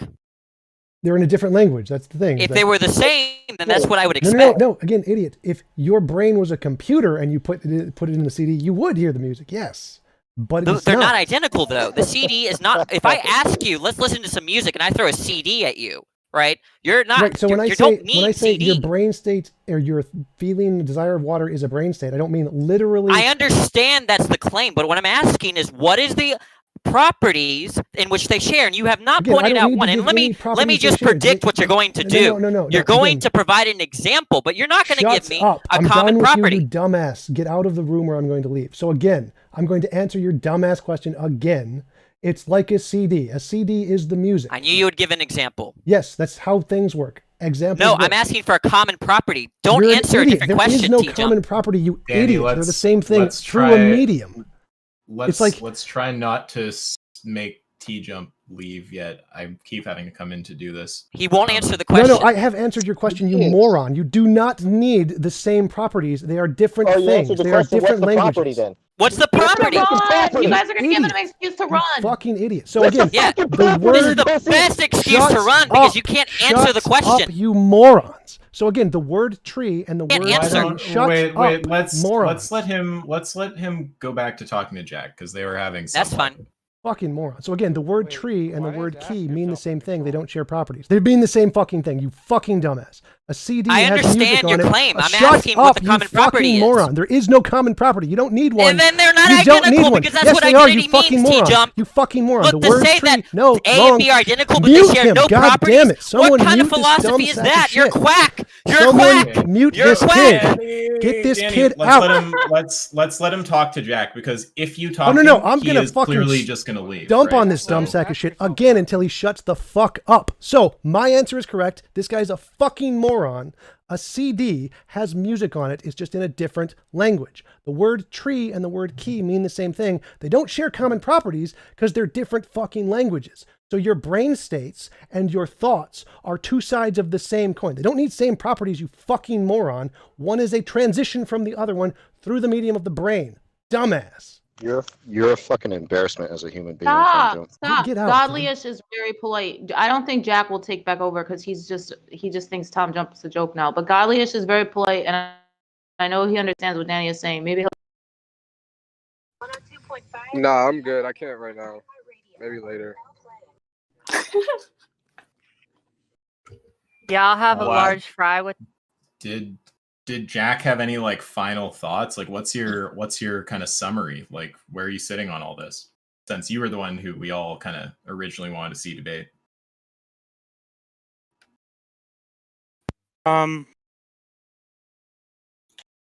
Well, I mean, you don't have to get back into it. You can just give a closing or something. I'm just curious what your final take is. Yeah. Well, I think Josh is right that he just keeps asserting that there's a physical difference, but he's not actually offering an argument that there's some logical bar to the two systems being physically identical, and yet there being some fact of the matter about two systems being some fact of the matter in virtue of which the two systems can differ. Well, right. It's not a logical necessity. There could be dualism, and so there could be two physical states determined by some other non-physical thing. But it's not a logical necessity. There can be a physical system determined by just physical stuff. Well, but then in that case, right, it just seems to be the case then that the physical facts will underdetermine these other facts. No, because I you can reject have that. an identity. I'm saying those other facts, whatever they are simply just describing the physical system. So they can't be underdetermined by the physical system because they're only describing the physical system. So if there's something else that you're describing, that would also entail some non-physical thing, but it's just not the case that there are such things. But what do you mean? I mean, if you can have there be a fact of the matter, even though the physical facts are the same, what that shows is that the physical facts underdetermine the facts that are to be explained. Right, and I'm saying it's possible that dualism is true. So it's possible there is like an idealistic consciousness non-physical thing, and if that was the case, it is possible that there is two physical facts which are exactly identical determined by this idealistic thing. But in reality, there is no such case. Yeah, but see that what's actually required, right, is to show how if you can appeal to the same dispositional facts in the attribution of each of the two rules, how the dispositional facts are sufficient to account for the normative fact. Right. I'm not making that argument. I'm not saying there can be two exactly identical physical facts if everything in the physical universe is the same that mean two different things. I'm saying for them to mean two different things, there has to be a physical difference between them. So, and that's my claim about reality is that if there is a difference between these two systems, it's going to be a physical difference. There's no logical contradiction there. There's no logical necessity that it has to be this way. There could be an idealistic thing there, but it isn't required. So your argument as a deductive argument for idealism does not work because it is perfectly possible that that system is determined physically. Because if our language, quadition and audition, describe physical concepts, then they can't be identical. They have to be different if our terms refer to physical things. And that is perfectly logically coherent. I mean, if the physical facts can be identical. Right, no, I'm saying they can't be. That's right. I'm saying that our terms, quadition and audition, describe But you are physical saying things. they can be. You're saying it's logically possible. Right. What I'm saying is that in our reality, when we talk about quadition or audition or any kind of concept, we're talking about a physical concept. And so for there to be a difference, it has to be physical, given what we know about reality. Now, it's possible there is an idealism. It's possible there is a different state. It's not logically necessary that everything is physical, but the best evidence we have is there is no such example. Now, if you can give an example in reality where there are two exact things that we know of that are not physically determined, that would be great evidence for your arguments, but we don't have any. We have no examples of things in reality that cannot be determined physically. If you're saying it's possible for them to be identical, then you're just conceding that the physical facts underdetermine. Well, no, I'm saying it's possible for physical facts to underdetermine. That's possible in a universe, but it is not the case in any facts we know of in our universe. Like, it's possible there is a unicorn in a universe. It's just not in our universe. We have no reason to believe in unicorns. So I grant the possibility that there is two identical physical facts that are underdetermined by physical causes and have an idealistic cause. It's possible. We have no evidence of that in our universe. We have no evidence of a particular physical case that isn't just determined by other physical cases. All of intentionality and desires and motivations, all of that can be, and brain states, all of that is just determined physically. So those aren't examples of an underdetermined physical system. So if it's possible for there to be an underdetermined physical system, you have not provided one. I grant it's possible. We just have no evidence of one. I don't see what evidence has. So I'm granting that if there is an undetermined physical system, there can be an idealistic thing determining it. That is possible. There's no logical contradiction there. It isn't an unsound or it's not an invalid argument. It does make sense. I'm arguing it's just not the case. It's not a deductive argument for physicalism, because I can just say all facts in reality are determined physically. And so I can hold the position of physicalism by saying all facts in reality are determined physically, and you presenting this argument of saying, well, maybe there's a physical fact that is underdetermined. I mean, okay, that's possibility. We have no examples of this thing, so I have no reason to accept idealism. That is not an argument against physicalism. It's just saying it's possible there's idealism. Like, okay.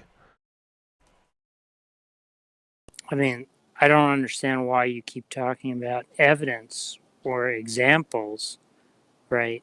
Because I'm not actually making some kind of evidentiary.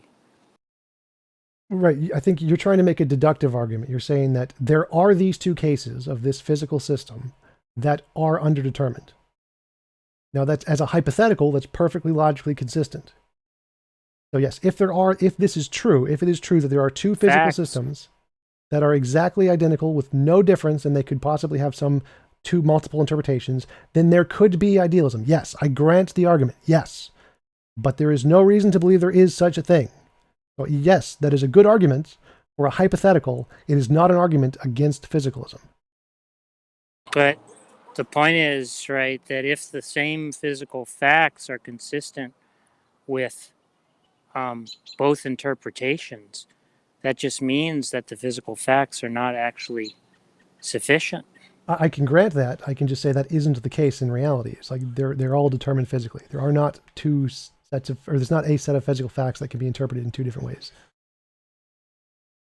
No, but it's an a priori argument, right? It follows from the fact that if the physical facts can be the same, right, it must be in virtue of something else, right? Right, I grant that, but I'm saying that it can't. That's not the way reality works. It's a possible way for reality to work. It just isn't the way reality works, as far as I can tell. Can I ask Jack a clarifying question? Jack, yeah. Are you saying that if it's possible for the physical fact, logically possible for the physical facts to be identical, and then for there still to be a difference in terms of like what rule is being followed or something like this, that possibility means that physicalism is false? Yes. Okay, so you want him to actually derive a contradiction when you say that all the physical facts are the same and there's still a fact of the matter about what rule is being followed. Or all the physical facts are the same and there is still some it could be either way which rule is being followed. Right, and my argument is that I can grant that possibility, but it does not contradict physicalism because it's not necessarily true. It's possibly true. TJump, I might have spoken, I think I spoke a bit imperfectly there, but I think what he's trying to say is that if you grant the possibility of such a situation, that falsifies physicalism. How he's so? saying the possibility is all he needs. How so? Because it doesn't right? at all. I might be mischaracterizing him. Is that right, Jack? That physicalism is false just in virtue of the possibility of because what physically would distinguish that realistic world? nihilism? Shut the fuck up, dude. Jesus Christ. Jack, what is the answer? Who the fuck are Wait, you? I wanted to hear what Josh was going to say. How could you distinguish those two worlds, the world that we're in and that world? Just for clarity of example, what was the example again? We have all the physical facts the same, and then what is the thing that we're saying differs in the example, Jack? Quaddition and addition. Is it whether quaddition is being performed correctly or addition incorrectly? or vice versa. Okay, sure. So you're saying that simply the possibility of the physical facts being identical and it being either the case that quaddition is being performed correctly or addition incorrectly, the fact of just that it's possible for the physical to be the same and for there to be nonetheless a difference between like two possible worlds with respect to whether quaddition or addition is being done, that's sufficient to falsify physicalism. Is that what you're saying? Yeah, that's right. Okay. Right. So how? TJump, he wants you to actually, No, actually show it's not possible logically. No, I can grant it's possible. It just does not negate physicalism. Like the fact it's possible for there to be an idealistic thing does not negate physicalism because it's possible it's not the case. It would only negate physicalism if it was necessarily the case that that there are two identical physical systems that can be. This will be the last thing I'll say for a bit, but I think what Jack wants to say, and he'll correct me if I'm wrong, is that if the physical facts are the same on physicalism, it's actually logically impossible that there could be any kind of difference left over about whether quaddition or addition is being done. Right. I grant that, but that doesn't mean it is the case. It is possible that is the case. That does not mean it is the case. Like, I don't understand what you guys don't understand about this. So it's possible there is a unicorn in a universe. That does not mean there is a unicorn in this universe. It's possible. He's saying on physicalism, it's logically impossible, right, Jack? Right. No, I grant that. But I just want to know if that's what he's saying. Or you're saying on physicalism, it's logically impossible, right, Jack? It's logically impossible that what? That two physical systems are that identical. We have two possible worlds with identical physical facts and a difference about. That's right. Yeah. Yeah. So if it's logically impossible on physicalism, then if you grant that it's possible, you're saying physicalism is false. No, again, so you've made the same mistake again. I can grant it's possible that there are two physical systems that cannot be interpreted or that can be interpreted in multiple ways. I can grant that's true about a different universe that isn't this universe. This guy thinks that he thinks that no, you have no idea what I'm saying. So again, realist nihilist, shut the fuck up, bro. He thinks that his philosophy of mind is contingent, right? No, so again, this is not a necessity. It's not necessarily true of all possible worlds. Is it logically possible? Yes, it is a possibility. Possibility means it can happen in certain cases. It does not mean it necessarily happens in all cases. So unless you can show in this universe, in reality, that there is a particular physical system that all the physical facts are the same and it can be interpreted in two different ways, then you can't say that it's true. It doesn't negate physicalism. All it does is say it's possible there is a different universe. Unless you can show that is the case in this universe, it doesn't negate physicalism. So just to be clear, you take the position that it's compatible with physicalism for it to be logically possible that physicalism is false. No, I'm saying that what you're saying does not entail physicalism is false. What you're saying is, in a universe where this occurs, physicalism is false. But that's just conceding the argument. No, again, so the fact it's possible there is a universe, or there is a unicorn. Does that entail there is a unicorn in this universe? No. So I can grant the possibility that, yes, if there is a physical system like you described, yes, that would invalidate physicalism. I can grant that possibility. That does not invalidate physicalism in this universe. I can grant the possibility of a unicorn in another universe. Definitely. It's not a logical contradiction. Does that invalidate the hypothesis of a unicornness in this universe? No. So you would have to actually show that it is the case that the physical facts in this universe can be interpreted in two different ways without being determined by physical facts. If you cannot demonstrate that, then it does not invalidate physicalism.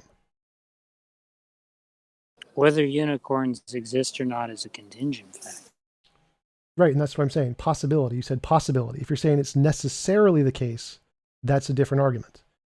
Contingent and possibility the same, necessary is the other one. But yeah, but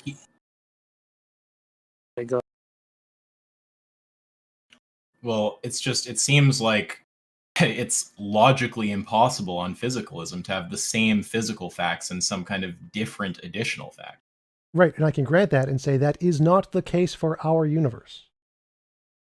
Sorry, if you say, though, TJump, if you say that on physicalism, it's actually logically. I'm just going to refer to that situation where the physical facts are identical and there's still nonetheless. Oh, no, it's not logically impossible. Under just, physicalism, it's not logically impossible. It's just you can't do it with just physical stuff. So I'm not saying it's logically impossible. That's where you're differing with Jack, right? He thinks that on physicalism it's logically impossible. So when you grant that it's possible, you're giving up physicalism. No. Again, so I'm saying it's logically possible to do this, but it isn't the case in a physicalist universe, and we are in a physicalist universe. So physicalists don't say it's logically impossible for this to occur. That's not the argument. They say it just doesn't occur. So no one in physicalism says this is logically impossible. That is not the thing. That is not the argument. We're not arguing it's logically impossible. The point is that they have to be conceptually different, right? If the idea is that what the dualist We're saying they're is the trying same. to do, We're saying they're the same. So that's not. There is no difference here. One second. I wasn't finished. What the dualist is trying to show is that they're not conceptually identical, such that they can be divorced. They're divorced concepts, right? And what the physicalist wants to say is that they're identical concepts, such that where you have when did I say that? But you don't think. Get out of the way real quick. You there? Can you hear me?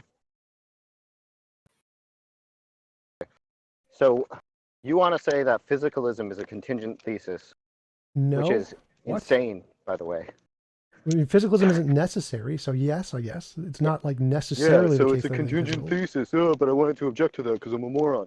Yeah. So you want to say that so you wanted to say that physicalism is a contingent thesis.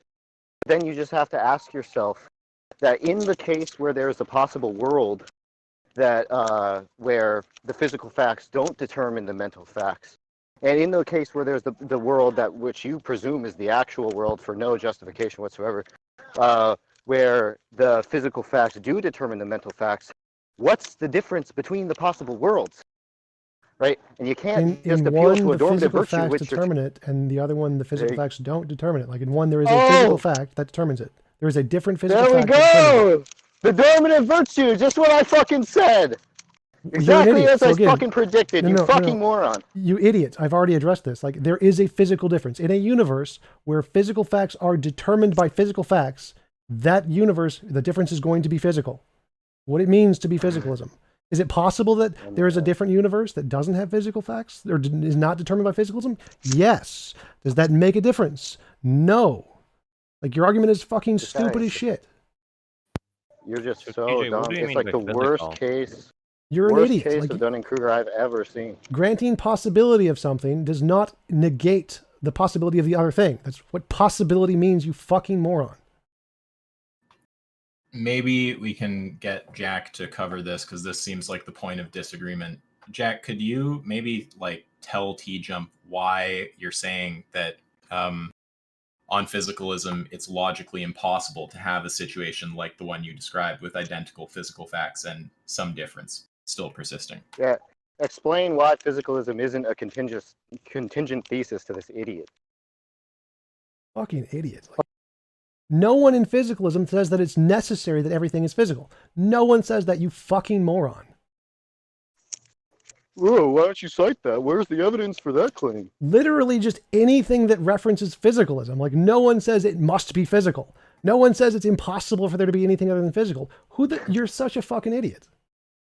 Do you think that there are philosophers who think that, like, take a functionalist, right? Which is a paradigmatic example of physicalism, right?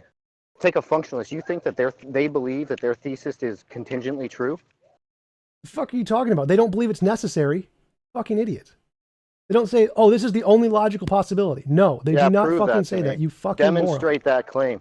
Demonstrate Go that claim. ask any philosopher or any physicalist ever. Any philosopher. You fucking moron. It's fucking simple. Is it possible there is a God? Just Google it, yes. bro. Is it possible there Way is a to soul? fucking support Yes. your claim, you fucking idiot. Way Anyone, to support your you claim. fucking moron. Anyone is going to grant the possibility of a non-physical thing, you fucking moron.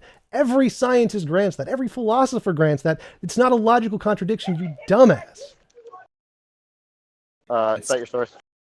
It's kind of like Google. funny to have to actually go here, but like, again, like I'm just want to ask the same thing. Like Jack, he's the confusion is he seems to think that you can Tom's view is that physicalism doesn't actually entail that non-physical things are impossible.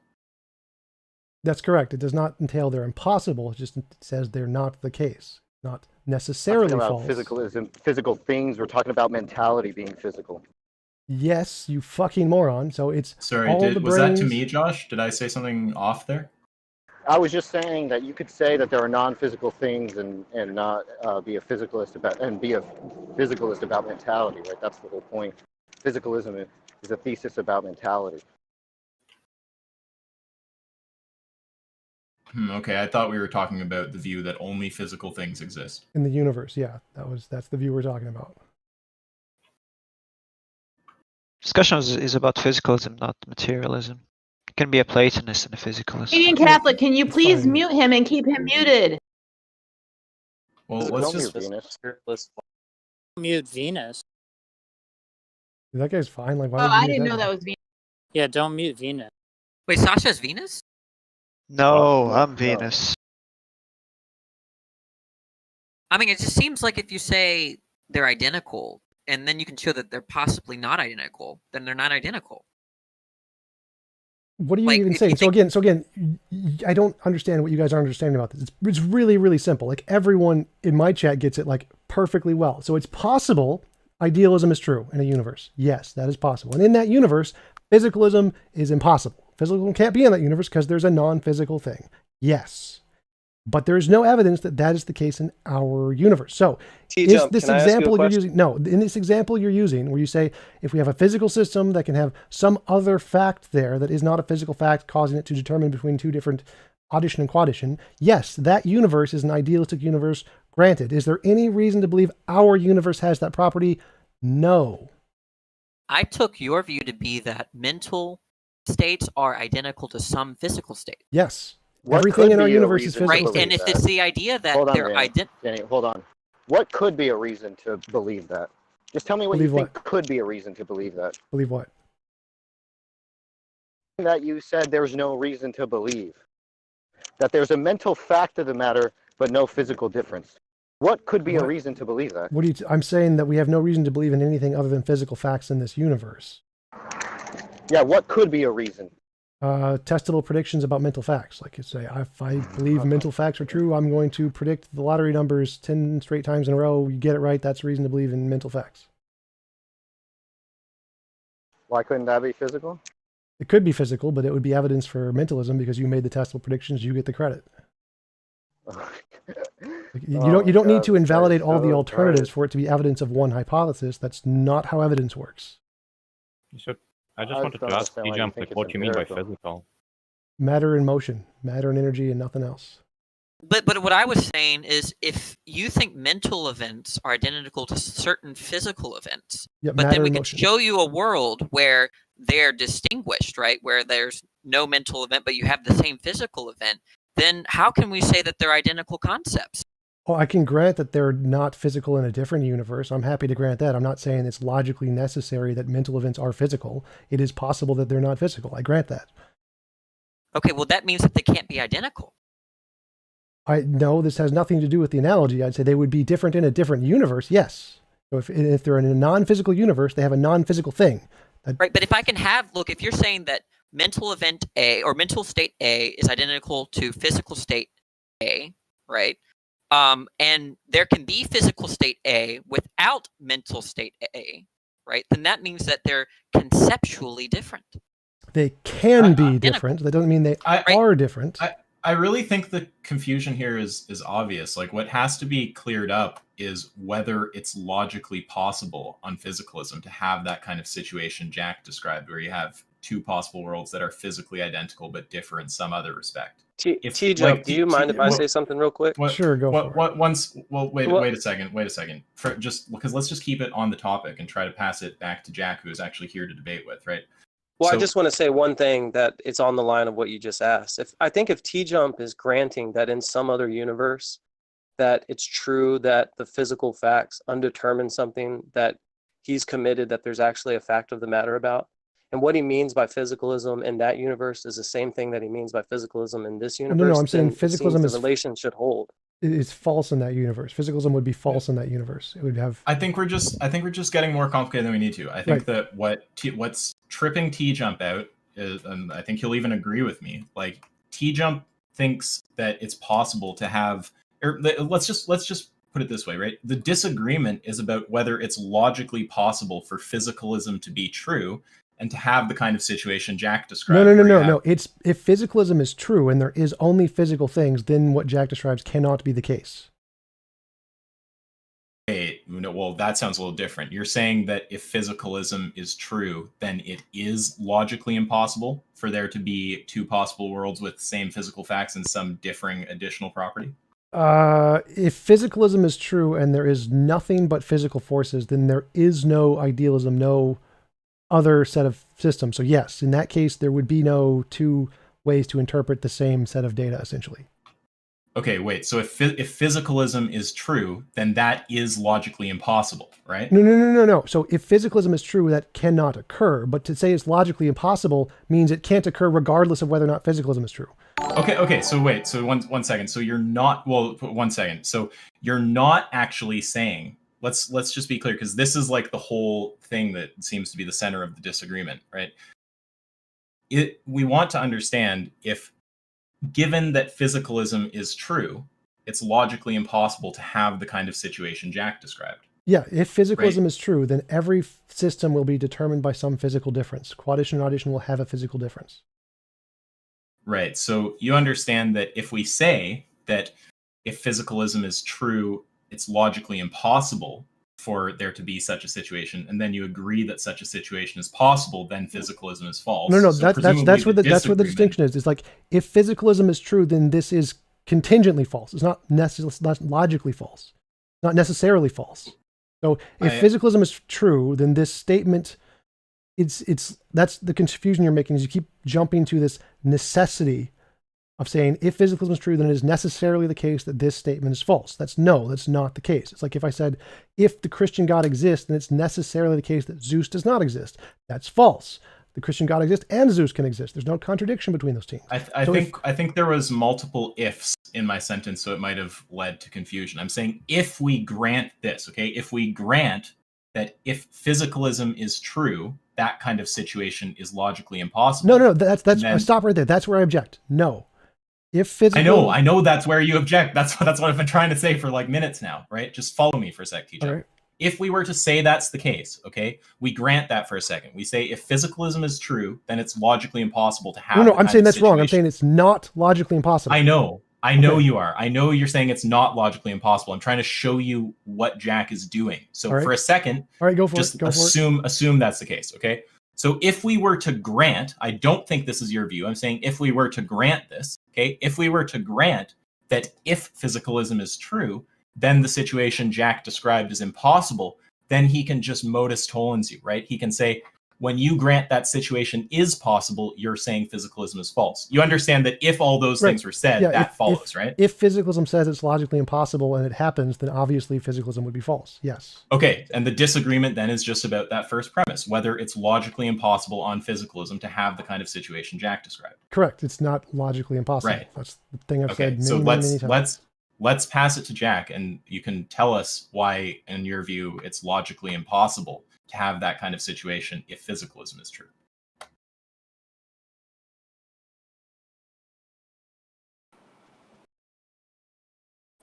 Well, the point is that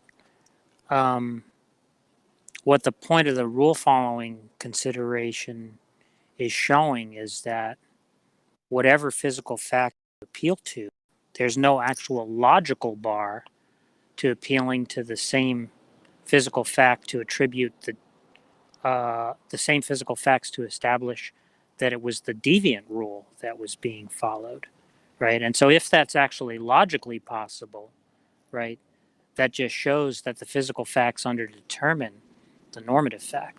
And you can do that in any logically possible world. No, again, because that only applies if that is the case. If that is not the case, then it doesn't apply. So if there is a universe where that does not occur, then that can be perfectly fine to be a physicalist universe. So unless you can give an example of a physical system that can be interpreted in two different ways, equally with no physical difference, then I can reject that hypothesis. It's not necessarily the case. It's possibly the case.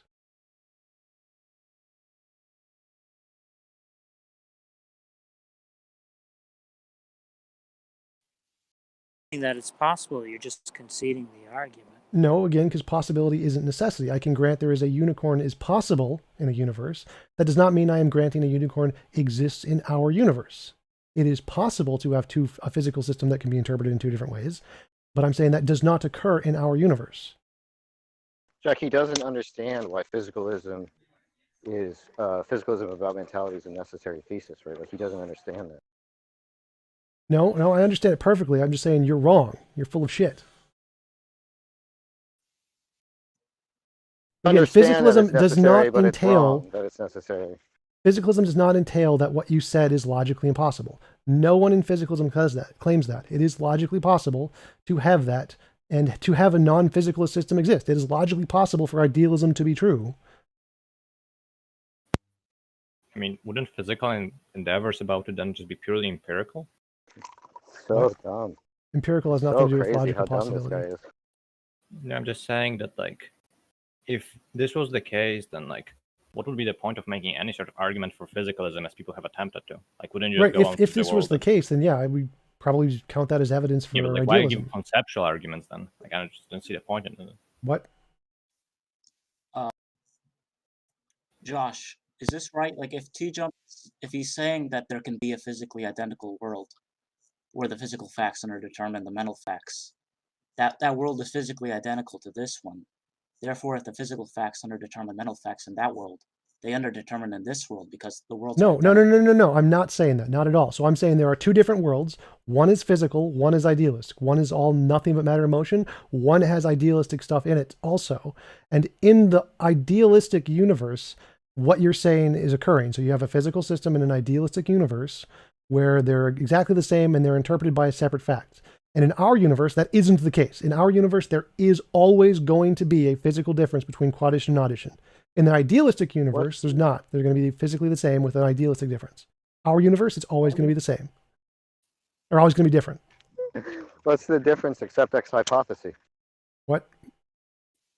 Yeah, why couldn't there be a physically identical world to this one where the physical facts underdetermine? No, again, possibility. I can grant possibility does not mean this world is the case. Everyone seems to be. If you're saying it's possible, then you're saying that there's a physically identical world to this one. No, possibility doesn't entail necessity. I'm not like an ontolmodal realist where I think possible worlds actually exist. Possibility just means it doesn't entail a logical contradiction. It does not mean it actually is the case. Unicorns do not entail a logical contradiction. They don't exist. So just like your analogy is a unicorn, it doesn't exist. There is no such case in reality that has those properties. Is it possible that there could be? Yes. Is there one? No. Possible there's unicorns. Is there one? Seems no. obvious what the problem is here. It seems like Jack's made this argument that's going to show Tom's view is false if it's possible to have the kind of situation Jack described. But Tom doesn't agree that that situation being possible would make physicalism false. Right, because his argument doesn't... But what you're not understanding is that it was laid out perfectly when Mikolash laid it out. He said you have two physically identical worlds. In one case, the physical is underdetermined by the mental, and presumably in this case, which he can't cite any reason for, it's not underdetermined by the mental, right? It's completely determined physically. No, that has nothing to do with like anything I said. I already covered that. Like, there's two universes. These are two separate analogies. It's not the same analogy anymore. We're saying that there's one universe which is purely physical, where there are physical differences. It's a physicalist universe. And is it possible there's another universe that has idealistic things in it that can determine it in a different way? Yes. There's a difference there. One of them has idealism in it. There's no problem. But TJump, are you saying that in TJump? Sorry, are you saying that in both universes? Are you saying that in both universes they are physically identical? No, this is not a comparison between the two universes. That's not the point. The point is to say they have to be physically identical. The only no, they don't, because you're not understanding the analogy. That's not. I'm not making an analogy between these two universes like that. I'm saying, is it possible for idealism to be true? Yes, there could be a universe with idealism. Is it possible for physicalism to be true? Yes, there could be a universe with just physical things. Both of these universes could exist. There's no problem there. And okay, this thing you're describing, the analogy being described, and then there's another world with physical and non-physical things. So that means that both of the worlds are the same with respect to their physical properties, but one world has non-physical property as well. So Sure. what Josh is saying is actually true. They are the same with respect to their physical property. They can be, but again, that's irrelevant to anything I said. So they can be the same, but that's not relevant at all to anything I said. So again, my only argument here is that when you say, is it possible for there to be a physical system that can be interpreted as quaddition or addition? Yes, that is possible in an idealistic universe. Yes, there is no logical contradiction there. Does that negate physicalism? No, because it does not prove we're in an idealistic universe. It's really simple. You are just the dumbest human alive. You're a fucking moron. Like, why are you still talking? Do you have an objection to anything said? No, you're just full of shit. Shut up. Yeah, I did. I pointed out the objection that you didn't can't point out anything. you You're can't full point of to shit. You anything didn't point out other anything. than a normative virtue that differentiates the two possible worlds in question. But you're too stupid to know what any moron. of that I is. didn't say there was a difference except for idealism. I said that's not a comparison between the two universes, you fucking moron. That's not the point. But TJump, you're saying that in one universe, it's possible that there's some sort of idealism that's true. Sure. And then, right? That's what you said. Sure. Idealism can be true. It's definitely possible. It's just what needs to just be cleared up is if physicalism is false in virtue of that possibility. That is what's like I've tried to say this like 20 times. That is what's tripping TJump up. Okay, well, it's not clear to tripping. It's not tripping me up. It's just simply false. It is not the case. That is. Wait, it is not no. 1 second. When I say tripping you up, I'm not saying that. I'm not even saying that you're wrong. I'm just saying that's the stumbling block with the argument. That's the thing that's not going through. No. I understand what you're saying. It's just false. It is not the case. It is false to say that it is. I'm not even making a claim about. I'm not even making a claim about which way it is. Whether not you. I'm saying the argument itself to say that physicalism makes it logically impossible for there to be two systems that can be interpreted in multiple different ways is false. Physicalism does not entail that logical possibility and logical necessity that is false. No, it can still be possible. Physicalism does not entail that it's logically impossible that God exists. Like physicalism just says it is not the case that God exists. It does not mean it's logically impossible. Let me just do it like this with you, bullet points. You grant that idealism is logically possible, right? And what you don't grant is that if it's logically possible, then physicalism is false, right? Yes. That's what's tripping them up. Someone just needs to clear that up if they believe they can. Thank you for saying that for the 10th time, Isaac. You're so succinct, dude. Yeah, I am saying it for a reason, and I'm saying it succinctly because it's obviously what he's hung up on. If you disagree, you're just being dumb. That's clearly what's we all agree. Here.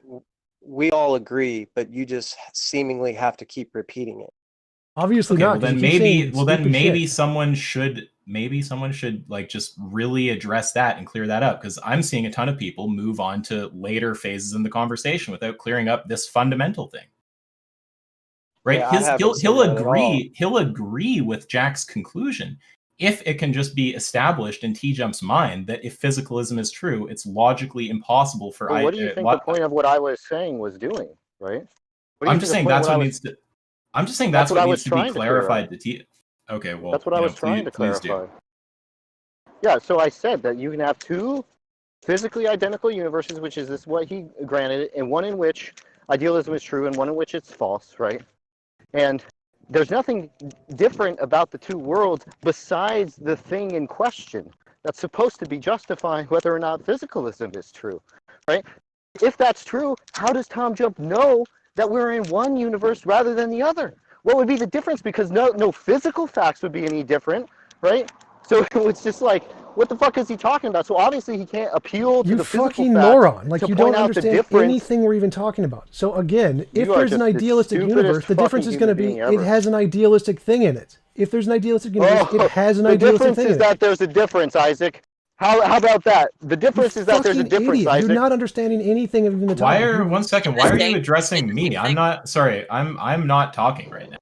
He did the same thing to me when I asked him what makes it that this mental state is identical to a neurological or brain state. But sorry, I heard Josh just addressing me for a whole chunk of time there. I'm not even talking. That was all TJump. Yeah, but the reason I was addressing you is because I'm telling you, we're not going to get an answer to that question. No, because you're not even addressing. You're full of shit. Like, let Jack talk, because you don't have no idea what you're talking about. That he can't appeal to anything. That he can't appeal to anything other than a dormant virtue that separates. No, you fucking idiot. That has nothing to do with the argument. You have your head up your ass. If there's a physical universe and an idealistic universe, The difference is the idealistic universe has idealistic Isaac, things in it. it's the problem that I think the problem might be that Josh doesn't realize how stupid TJump is, right? He doesn't realize Regardless, that he's shut up. conceding You're to an the idiot. argument when he says that it's possible in this world. No. Is it possible in this world? If physicalism is true, is it logically possible in this world? Logically possible means not possible in any worlds. Could I ask something? Is it, look, I know what a possible world is, but is it possible by definition in this world that physicalism is true if it's a non-physical fact, if there exists non-physical No, fact? if there's a non-physical fact in this world, then physicalism is false, obviously. Yeah, Can I just ask something? But that does not entail that there is a non-physical fact. If there's not a non-physical fact, then guess what? Physicalism is true. Wait, TJump, you said that there is some possible world that is physically identical to this one, but in which physicalism is false, right? Sure. Yeah, so I think what Josh is trying to ask you is, how would you know by just appealing to evidence whether you are You wouldn't. This is in not an that epistemological world argument. or this world? No, you wouldn't. Again, this is not an epistemological argument, as Jack said multiple times. How you know doesn't make a damn bit of difference. No, but you kept saying appeal to the evidence. Right. So I'm saying evidentially, if we have reason to believe there is such a thing as a fact that can be interpreted both ways and not by the physical system, then that would be a good reason for idealism. We don't. We only have physical facts. What makes physicalism is true is that physicalism. But if that's no, the evidence is what makes physicalism true. We only have reason to believe in physical things. It doesn't prove anything. Right, but inductive. But the evidence couldn't establish whether you are in that world or this world, where physicalism is true, or whether you're just in a world. You don't need absolute certainty, so that's not relevant. Well, then you're not getting possibility. Do you understand that? No, I am. I fully understand possibility. You're just full of shit. Let Jack speak again. So, Jack, again, there is nothing in physicalism that says that it's impossible for there to be a physical system that can be interpreted two different ways. That is not something physicalism says ever. I wanted to ask a question. I mean, if you can't appeal to physical evidence to determine whether you're in this world or in that world where physicalism is true, anytime you say determine, what can you it's appeal epistemology. to? What can you appeal to say physicalism? Fallibilism. Again, you don't need absolute certainty to prove things. That's just fallibilism. Yeah. Okay. Sure. You can be a fallibilist, but what would you appeal to? You can appeal to lots of different things. Future testable predictions. Like if I make a prediction and it's true, that's good evidence That's for all whatever going. hypothesis. Yeah, but those are going to be empirically equivalent in both worlds. Doesn't make a difference. Makes no difference at all. They don't have to be non-empirically equivalent. There's always empirically equivalent theories. That's the problem of determination. That does not make it not evidence. So again, I think there's like a logical. If that's no, the point is you're going to have the same predictions in both worlds. Doesn't make a difference. Again, you don't need absolute certainty. So you're just talking about fallibilism. That's fine. This has nothing to do with certainty. I'm just asking you. No, again, you do not need to be able to differentiate between hypotheses. There are always going to be empirically equivalent hypotheses. That is not a problem that is solved in fallibilism. Not a problem. So I don't need to be able to tell the difference. That's not the point. Yeah, you're just saying you can never be justified in believing in physicalism. No, wrong. Again, you do not need absolute certainty. So just shut up, please, Jack. You don't need to be certain. Yes, you do. Based on what you're saying, you're asking for absolute certainty. I'm not talking about certainty. Yes, you are, because you're saying stop, shut up. You're saying you need to be able to differentiate between hypotheses. No, you fucking don't. You do not need to be able to have one evidence that invalidates the alternative. That is false. You do not. You're just saying you're unjustified in believing in physicalism then. No, that's not all what I'm saying. You're just full of shit. So go back to Jack. Yeah, this guy is retarded. Shut up, idiot. Jack, go back and explain. Shut up. No, I'm done with that. Jack, explain how in physicalism it's logically impossible for there to be a physical system that can be interpreted in two different ways.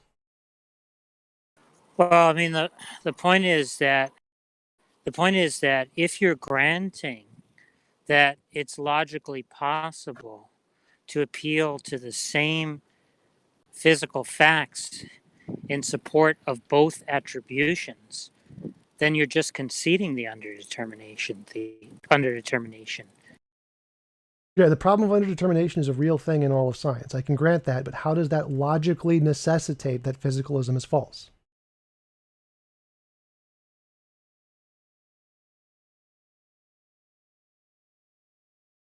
Philosophy of science.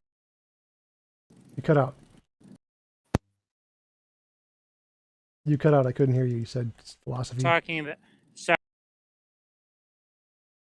You're still there. cutting out.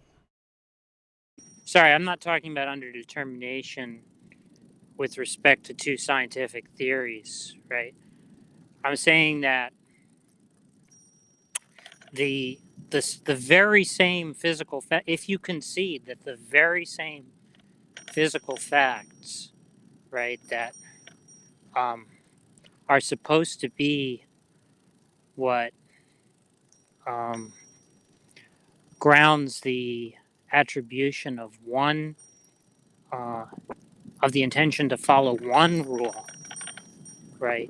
If those very same facts can be appealed to ground the attribution of the intention to follow the opposite, follow the other rule, where the agent is performing that rule incorrectly, then you're just conceding that the physical facts underdetermine the facts about the rules, the fact as to which rule is being followed. Yes, in this hypothetical And you've that's made just up, that does not logically necessitate physicalism is false. That's just this hypothetical world that you've made up. This is the case.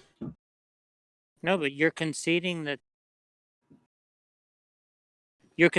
that's true in this world by saying that there's no logical bar, because you're granting that there's no logical bar to appealing I'm saying to the same. I don't know of one. I'm not saying there isn't one. I'm saying there is a logical bar. It's going to be some physical fact we don't know of.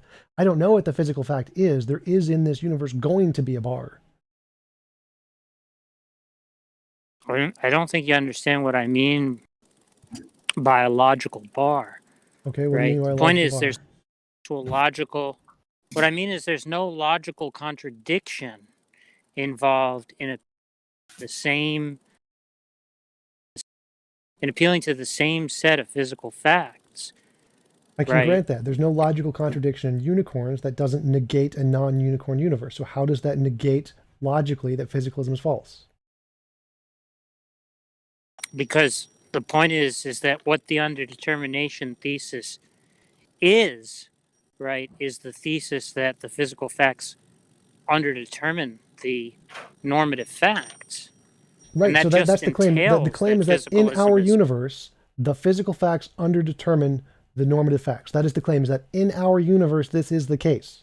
So unless you can demonstrate that that is the case in our universe, I can just claim there are other physical facts we haven't discovered yet which do determine it. This idiot doesn't realize he just conceded. Would you shut up, Jack? Go on. Go ahead and respond.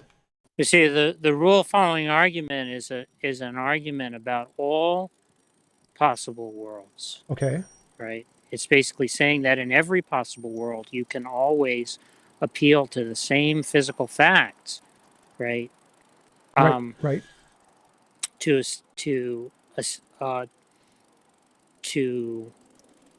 attribute either one rule being followed by the agent or the other rule being followed by the agent incorrectly. Right, and I'm saying that is false. That is not the case. It is not the case that that is true. There is, in the physical universe where it's just purely physical, it will be determined by physical forces. I'm saying that that assumption that this applies to all possible worlds is false. But you're not showing the logical bar to do. The logical bar, because I don't know what the logical bar is. It's whatever the physical difference is. Whatever the physical difference is between quaddition and oddition, that's going to be the logical bar. Do I know what that is? No, because we just made these concepts up. In a physical universe where there is quaddition and there is oddition, the difference is going to be physical. It's going to be a physical difference. There's lots of different kinds of physical differences that can distinguish between these two things, but there's going to be one of them that does in a physical universe. Yeah, but again, I don't think you're understanding what I mean by a logical. Then what do you mean by a logical bar? I've asked you that like 3 times. So again, I'm saying that if there is a universe where there's quaddition and oddition, there is going to be a physical difference. And whatever that physical difference is, that is the bar. So what do you mean by bar? How does that not mean By a criterion logical bar? bar, I mean there's something in virtue of which it would entail a contradiction to adduce the same physical facts in support of the other rule. No. So again, I don't need a logical contradiction. I don't need the case. You're like asking me what is the logical contradiction in a unicorn existing. I don't need a logical contradiction in a unicorn existing. It's not logically contradictory. Why is it logically impossible for this to be the case under physicalism? You're just asserting that you want a law that proves it's not. I don't need that. You owe the burden of proof here. You have to show that it's logically impossible for this to be the case under physicalism, and you haven't. I think you touched on something interesting, which was possible worlds thing. Can you elaborate on that, Jason? Who's this guy? I'm not sure what you're asking. So you're claiming you said you're the laws claiming, of physics could apply differently in other worlds. Yeah, there could be one universe where gravity is, or one possible world where gravity is 10 times stronger, and one possible world where gravity is 10 times weaker. One possible universe with a god, one possible universe without a god, one possible universe with a unicorn, one without a unicorn. Possible worlds just means all the logical possible ways that worlds could possibly be. So, Jack, you're making the argument that this argument you've presented logically applies to all possible worlds. I'm saying that's Could false. those two worlds about the gravity? Stop. So could those two worlds about the gravity be physically irrelevant to the fucking conversation? Remember, I also said there's a universe with a god in it. So don't fucking ask questions about that. So, Jack, you're saying that your argument is logically necessary in all possible worlds. How? Because I'm saying it's not. I'm saying no, it's not necessarily the case in all possible worlds that there is a case where there is a physical system that can be interpreted in two different ways with no physical difference. I'm saying that is not logically necessary. There is no logical contradiction in a physical system existing and being determined purely by the physical system. There's no logical contradiction in that. The idea. Oh shit! What? You cut out again. You said the idea and then stopped talking.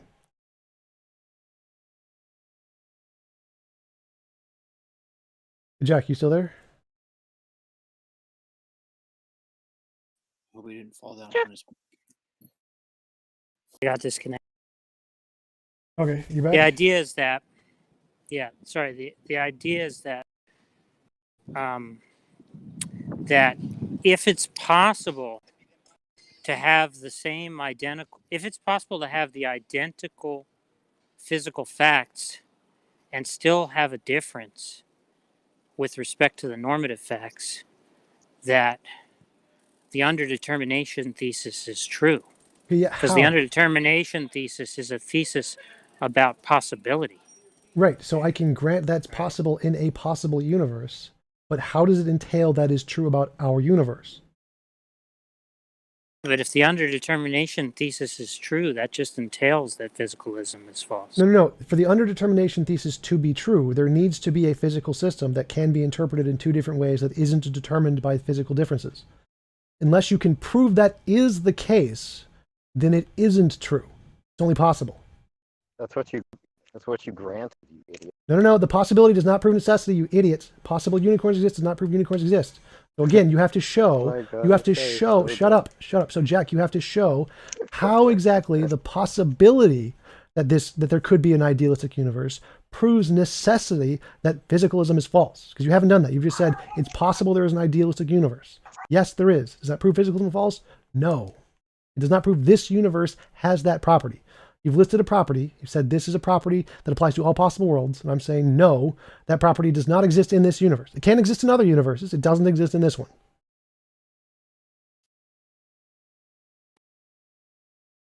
It means that.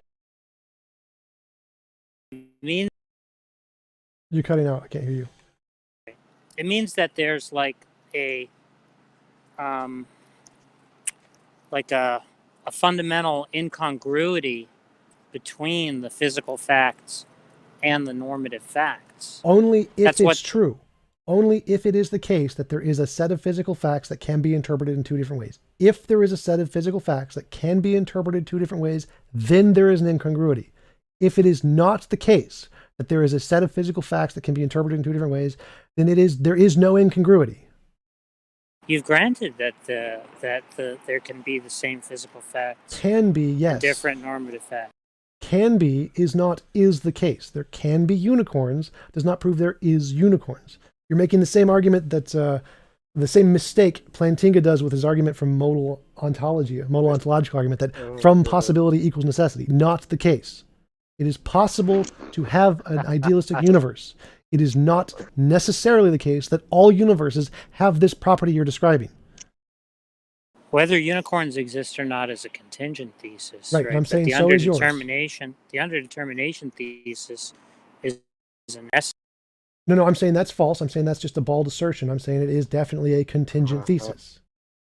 But you've conceded the argument. No, I've conceded it's possible. I have not ever conceded it's necessary. I've not ever conceded that at all. Yeah, but if you concede that it's possible for the physical facts to be identical and for the normative facts to differ, you're just conceding the underdetermination thesis. No, I'm conceding that it's possible in some universes. I never under any circumstances conceded it was necessary, which means I never under any circumstances conceded it applied to our universe. If it's possible does not equate to necessity, ever. I hate it when Jack is like good cop, because it's like this guy. Would you stop talking, Jack? Jack, what is your response? So again, I still like it's possible unicorns exist does not entail unicorns exist in every possible universe. Your principle is possible. It is contingently possible. There is nothing about your principle that is necessary. It's only a contingent principle that applies to some. Stop talking. It's only a contingent principle that applies to some possible universes, not all possible universes.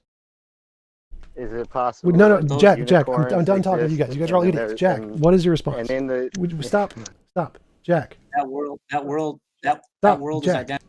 Doesn't matter. This is not a point. Jack, what is your response? Well, it just seems like you're not understanding what the underdetermination thesis is. No, I understand it. I just think it's begging the question. I don't give a shit. So if it's only contingently possible, you asserting that it's necessary is just garbage. I don't care if you assert it's necessary. It's not. It's contingent. It is contingently possible that there is a physical system that can be interpreted two different ways by a different non-physical fact. Is it necessary in all universes? No, obviously not. I don't know what you mean by obviously not. It's like saying, is it logically impossible for there to be an apple? No, there can be an apple. Is it logically impossible for there to be a universe without unicorns? No, it's clearly logically possible. Is it logically possible that all the physical facts are determined by other physical facts? Yes. The difference is the difference, Jack. Don't you know the difference? There's no fucking difference. Stop talking. So, Jack, do you see the point? There is no logical contradiction in a universe existing. Stop talking. Stop talking. So, Jack, there is no logical contradiction. Stop talking. So, Jack, there is no. Do you have to stop talking? I'm not sure. Would you shut up? Holy shit, you idiots. So, again, there is no logical contradiction in a universe existing, which is purely physical. It does not have two interpretations. Every possible interpretation is just determined by a physical thing. There is no logical contradiction in that. It is logically possible. I think your view has a contradiction, though. I don't care what you think. Jack. Yeah, I mean, if you say that, I mean, the point is, right, that you don't have you aren't able to point to some logical obstacle, right? No, I've already granted the possibility. That does not help you at all, because possibility does not entail necessity. So if you grant the possibility, is it possible to have a physical system that is purely physical and every interpretation is determined by the physical things in it? But if I can appeal to the same physical facts to attribute the right, no, I granted that part of the argument. Is it logically possible for there to be a physical system where you can't do that? But TJump, it's logically impossible for there to be a world where one stop talking. is physical and one is non-physical. Stop talking. I'm done with you. Jack, is it logically possible for there to be a physical system which is only interpretation is purely determined by its physical processes, physical parts? Is that logically possible?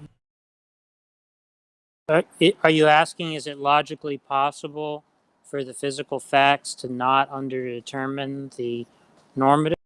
No, is it possible for there to be a physical universe with one electron and no normative facts at all? Stop talking, Jack. So is it possible, is it logically possible for there to be a universe with just an electron, no normative facts, just purely an electron, no physical... Stop talking, holy shit.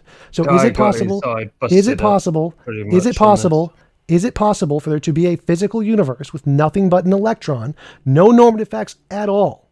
Is that logically possible? Sorry, it broke up for me. So, Is it is your possible? question? Is it logically possible for a universe which is purely physical and is only like a single electron, nothing but an electron, no normative facts at all? Is that logically possible? Yeah, but that's irrelevant. That proves that it isn't necessarily the case that your case exists in all possible universes. That proves you wrong. So if it's possible for this universe to exist, all possible universes in which there are normative facts. so it's possible there are universes which are purely physical. Yeah, that's not the problem.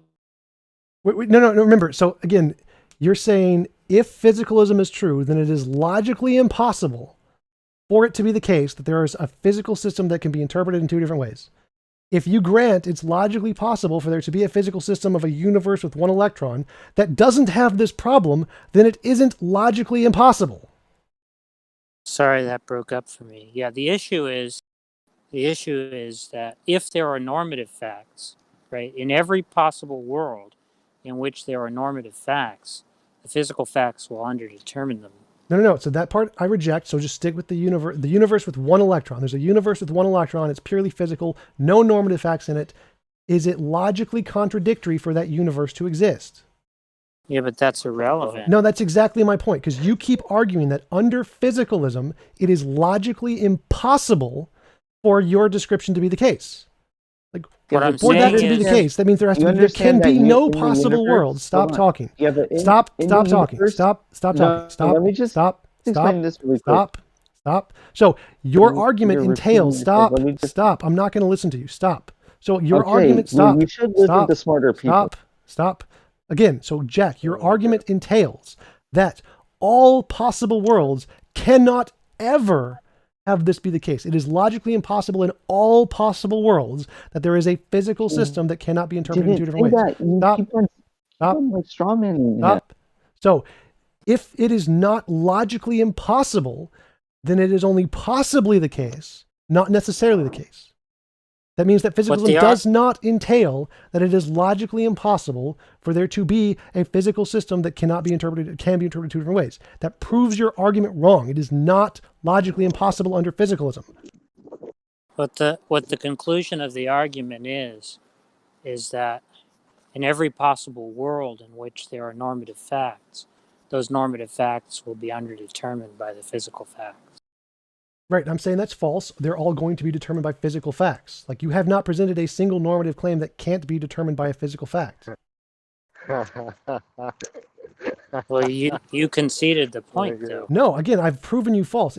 I can grant its possibility without granting its necessity. It is possible there is a universe where normative facts are non-physical. It is possible there's a universe where there's nothing but physical facts. We can be in either one. That's how possibility works. But there's no logical bar. No, I've already covered that. The logical bar is the physical difference. If you're in a universe with idealism, there's going to be some idealistic new non-physical property. If in a universe with just physical things, it's going to be determined by the physical thing. There is always going to be a difference, by definition. Yeah, Jack, the difference is the difference. Don't you know the difference? No, idiot. Again, that does not fucking help your case. So, again, if it's logically possible, to have a universe, stop. If it's logically possible to have a universe with nothing but physical facts, just an electron, that proves your argument wrong, because it can't be necessarily the case that your principle applies to all possible worlds. It is not the case. So since there can be a world which is purely physical, we can conclude that we could be in one of those worlds that is purely physical, and our normative claims are also determined by the electron, by the physical properties. There's no logical contradiction there, because we know it's possible for a purely physical universe to exist. Do you drive? Why are you talking? I just want to know. Why are you if there talking? was like a Stop wall, talking. If you would just run Stop straight talking. into that. I don't care what you have to say. It just seems Jack, like there's no reason. Could you like, damn it, Canadian Catholic, mute these trolls, fucking useless idiots. Canadian Catholic, Fucking mute bums. the fucking trolls. So, Jack, do you understand the point? Is that if you are claiming that it is a logical necessity that your principle is true in all possible worlds, and I can give a single possible world where it's not the case, and that means that my hypothesis of physicalism doesn't invalidate yours. It's not a logical contradiction between the two. They can both exist in two different universes at the same time and both be coherent. One does not apply to all possible worlds. One does not negate the other. How long is Jack going to spin his wheels? This ass. Why are you still talking? You're just a fucking idiot. Go get a high school education. Go get a job. Jack, how long are you going to spin? Why are you still talking? Jack, do you understand the difference? If I can show it's logically possible for just a physical universe to exist without your principle, then your principle isn't necessary in all possible worlds. So it's not necessarily the case. Why are you still talking? Why are you still talking? Stop talking. And why are you still talking? Say the same thing. Why are you still talking? Jack.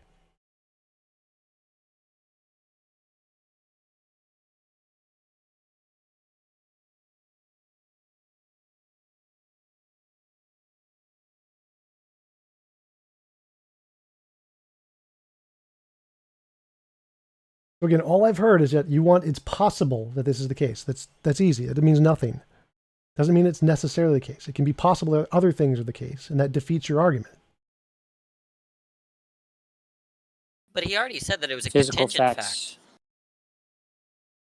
Like the idea that an electron, it's possible that there's only a world in which there's an electron, or it's possible that there's a unicorn. These are contingent facts. But there's worlds in which, there are bachelors that are unmarried, but that's going to be true in every world in which there's a bachelor, right? Right, that's the argument. His argument is not necessary. His argument is a contingent fact. You're just the dumbest human in existence. You're a fucking moron. Stop talking. Again, I think we can show that that's the case, because if there's a universe with an electron, then this statement doesn't follow. There is a physical universe with just purely physical systems that could be interpreted different ways, and it's all purely physical. Nothing non-physical about it. You don't understand the argument, buddy. But if you're forwarding another world in which has all the same physical facts, I didn't say anything about the same physical facts. Did not say that at all. I said if there is a universe with an electron, and that's it, and it's purely determined by physical facts, no interpretation. There's no interpretation there at all. If there is no logical but he already said that was possible. Right, but he that already means explained that that that's a proves him contingent false. fact. That proves him false, because he's arguing his principle isn't just contingently true, it's necessarily true, which means it would have to be true in this universe with the electron. If it's not, then his principle doesn't apply. Why are we debating about what Jack would say when Jack is just here? Let's just let Jack talk to TJump. Do you mind if, the problem is you're talking about universes where you're talking about universes where you're assessing physicalism versus idealism. The universe you described with just one electron isn't one of those universes, so that's you idiot. That wasn't the point of the argument. So again, the point of the argument is to prove it's not logically necessary. His principle is not logically necessary. I don't think so. Let me. I don't want to hear anything you have to say. You guys are all fucking morons. Let me try to explain this. Right? No.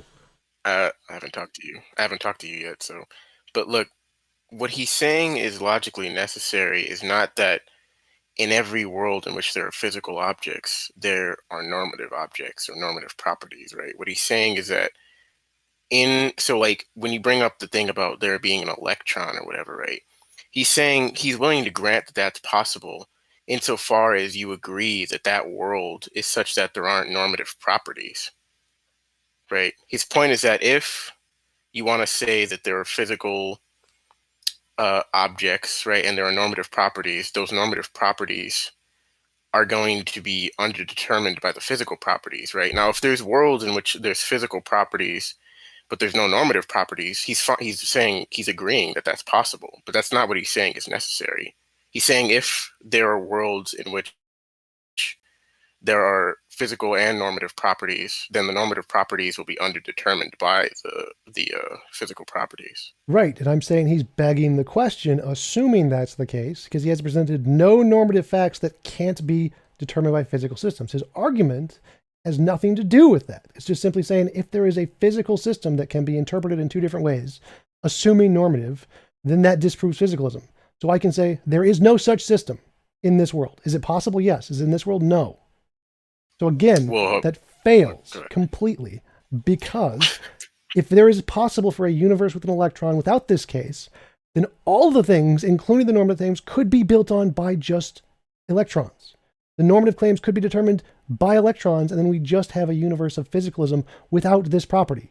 So if there is a universe with just a single electron that can exist without this property, and we can just keep adding electrons to get the universe we have now, we can get the entire universe without this property he's describing. Phyllis, the problem that you're having is that, you know, he's trying to show that bachelors are unmarried men. No, you fucking moron. Nothing you said. There's no. Stop.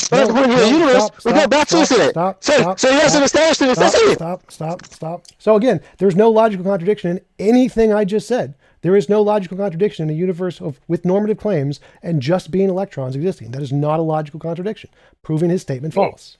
He's not saying. Yes, he is. That's exactly what he's saying. He's saying that it's not logically possible for there to be a universe with normative claims that is just physical. That is his argument. He's arguing that is logically impossible. I'm saying, nope, it's purely logically possible. Well, but if that's what you're saying, then you're just begging the question. No, saying something is logically possible isn't begging the question, you moron.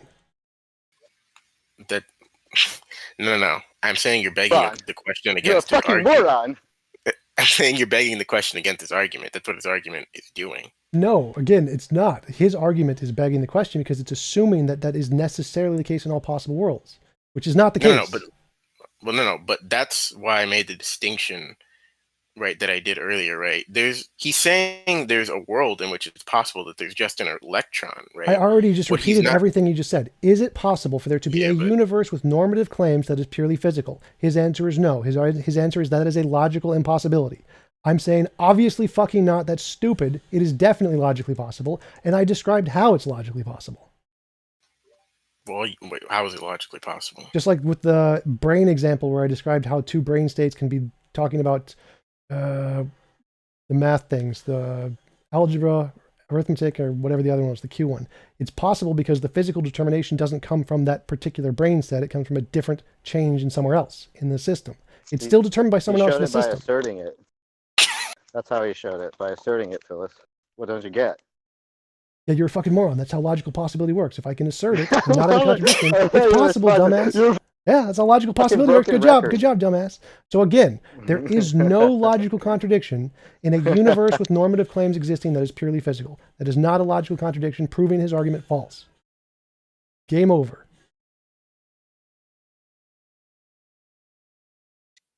TJump.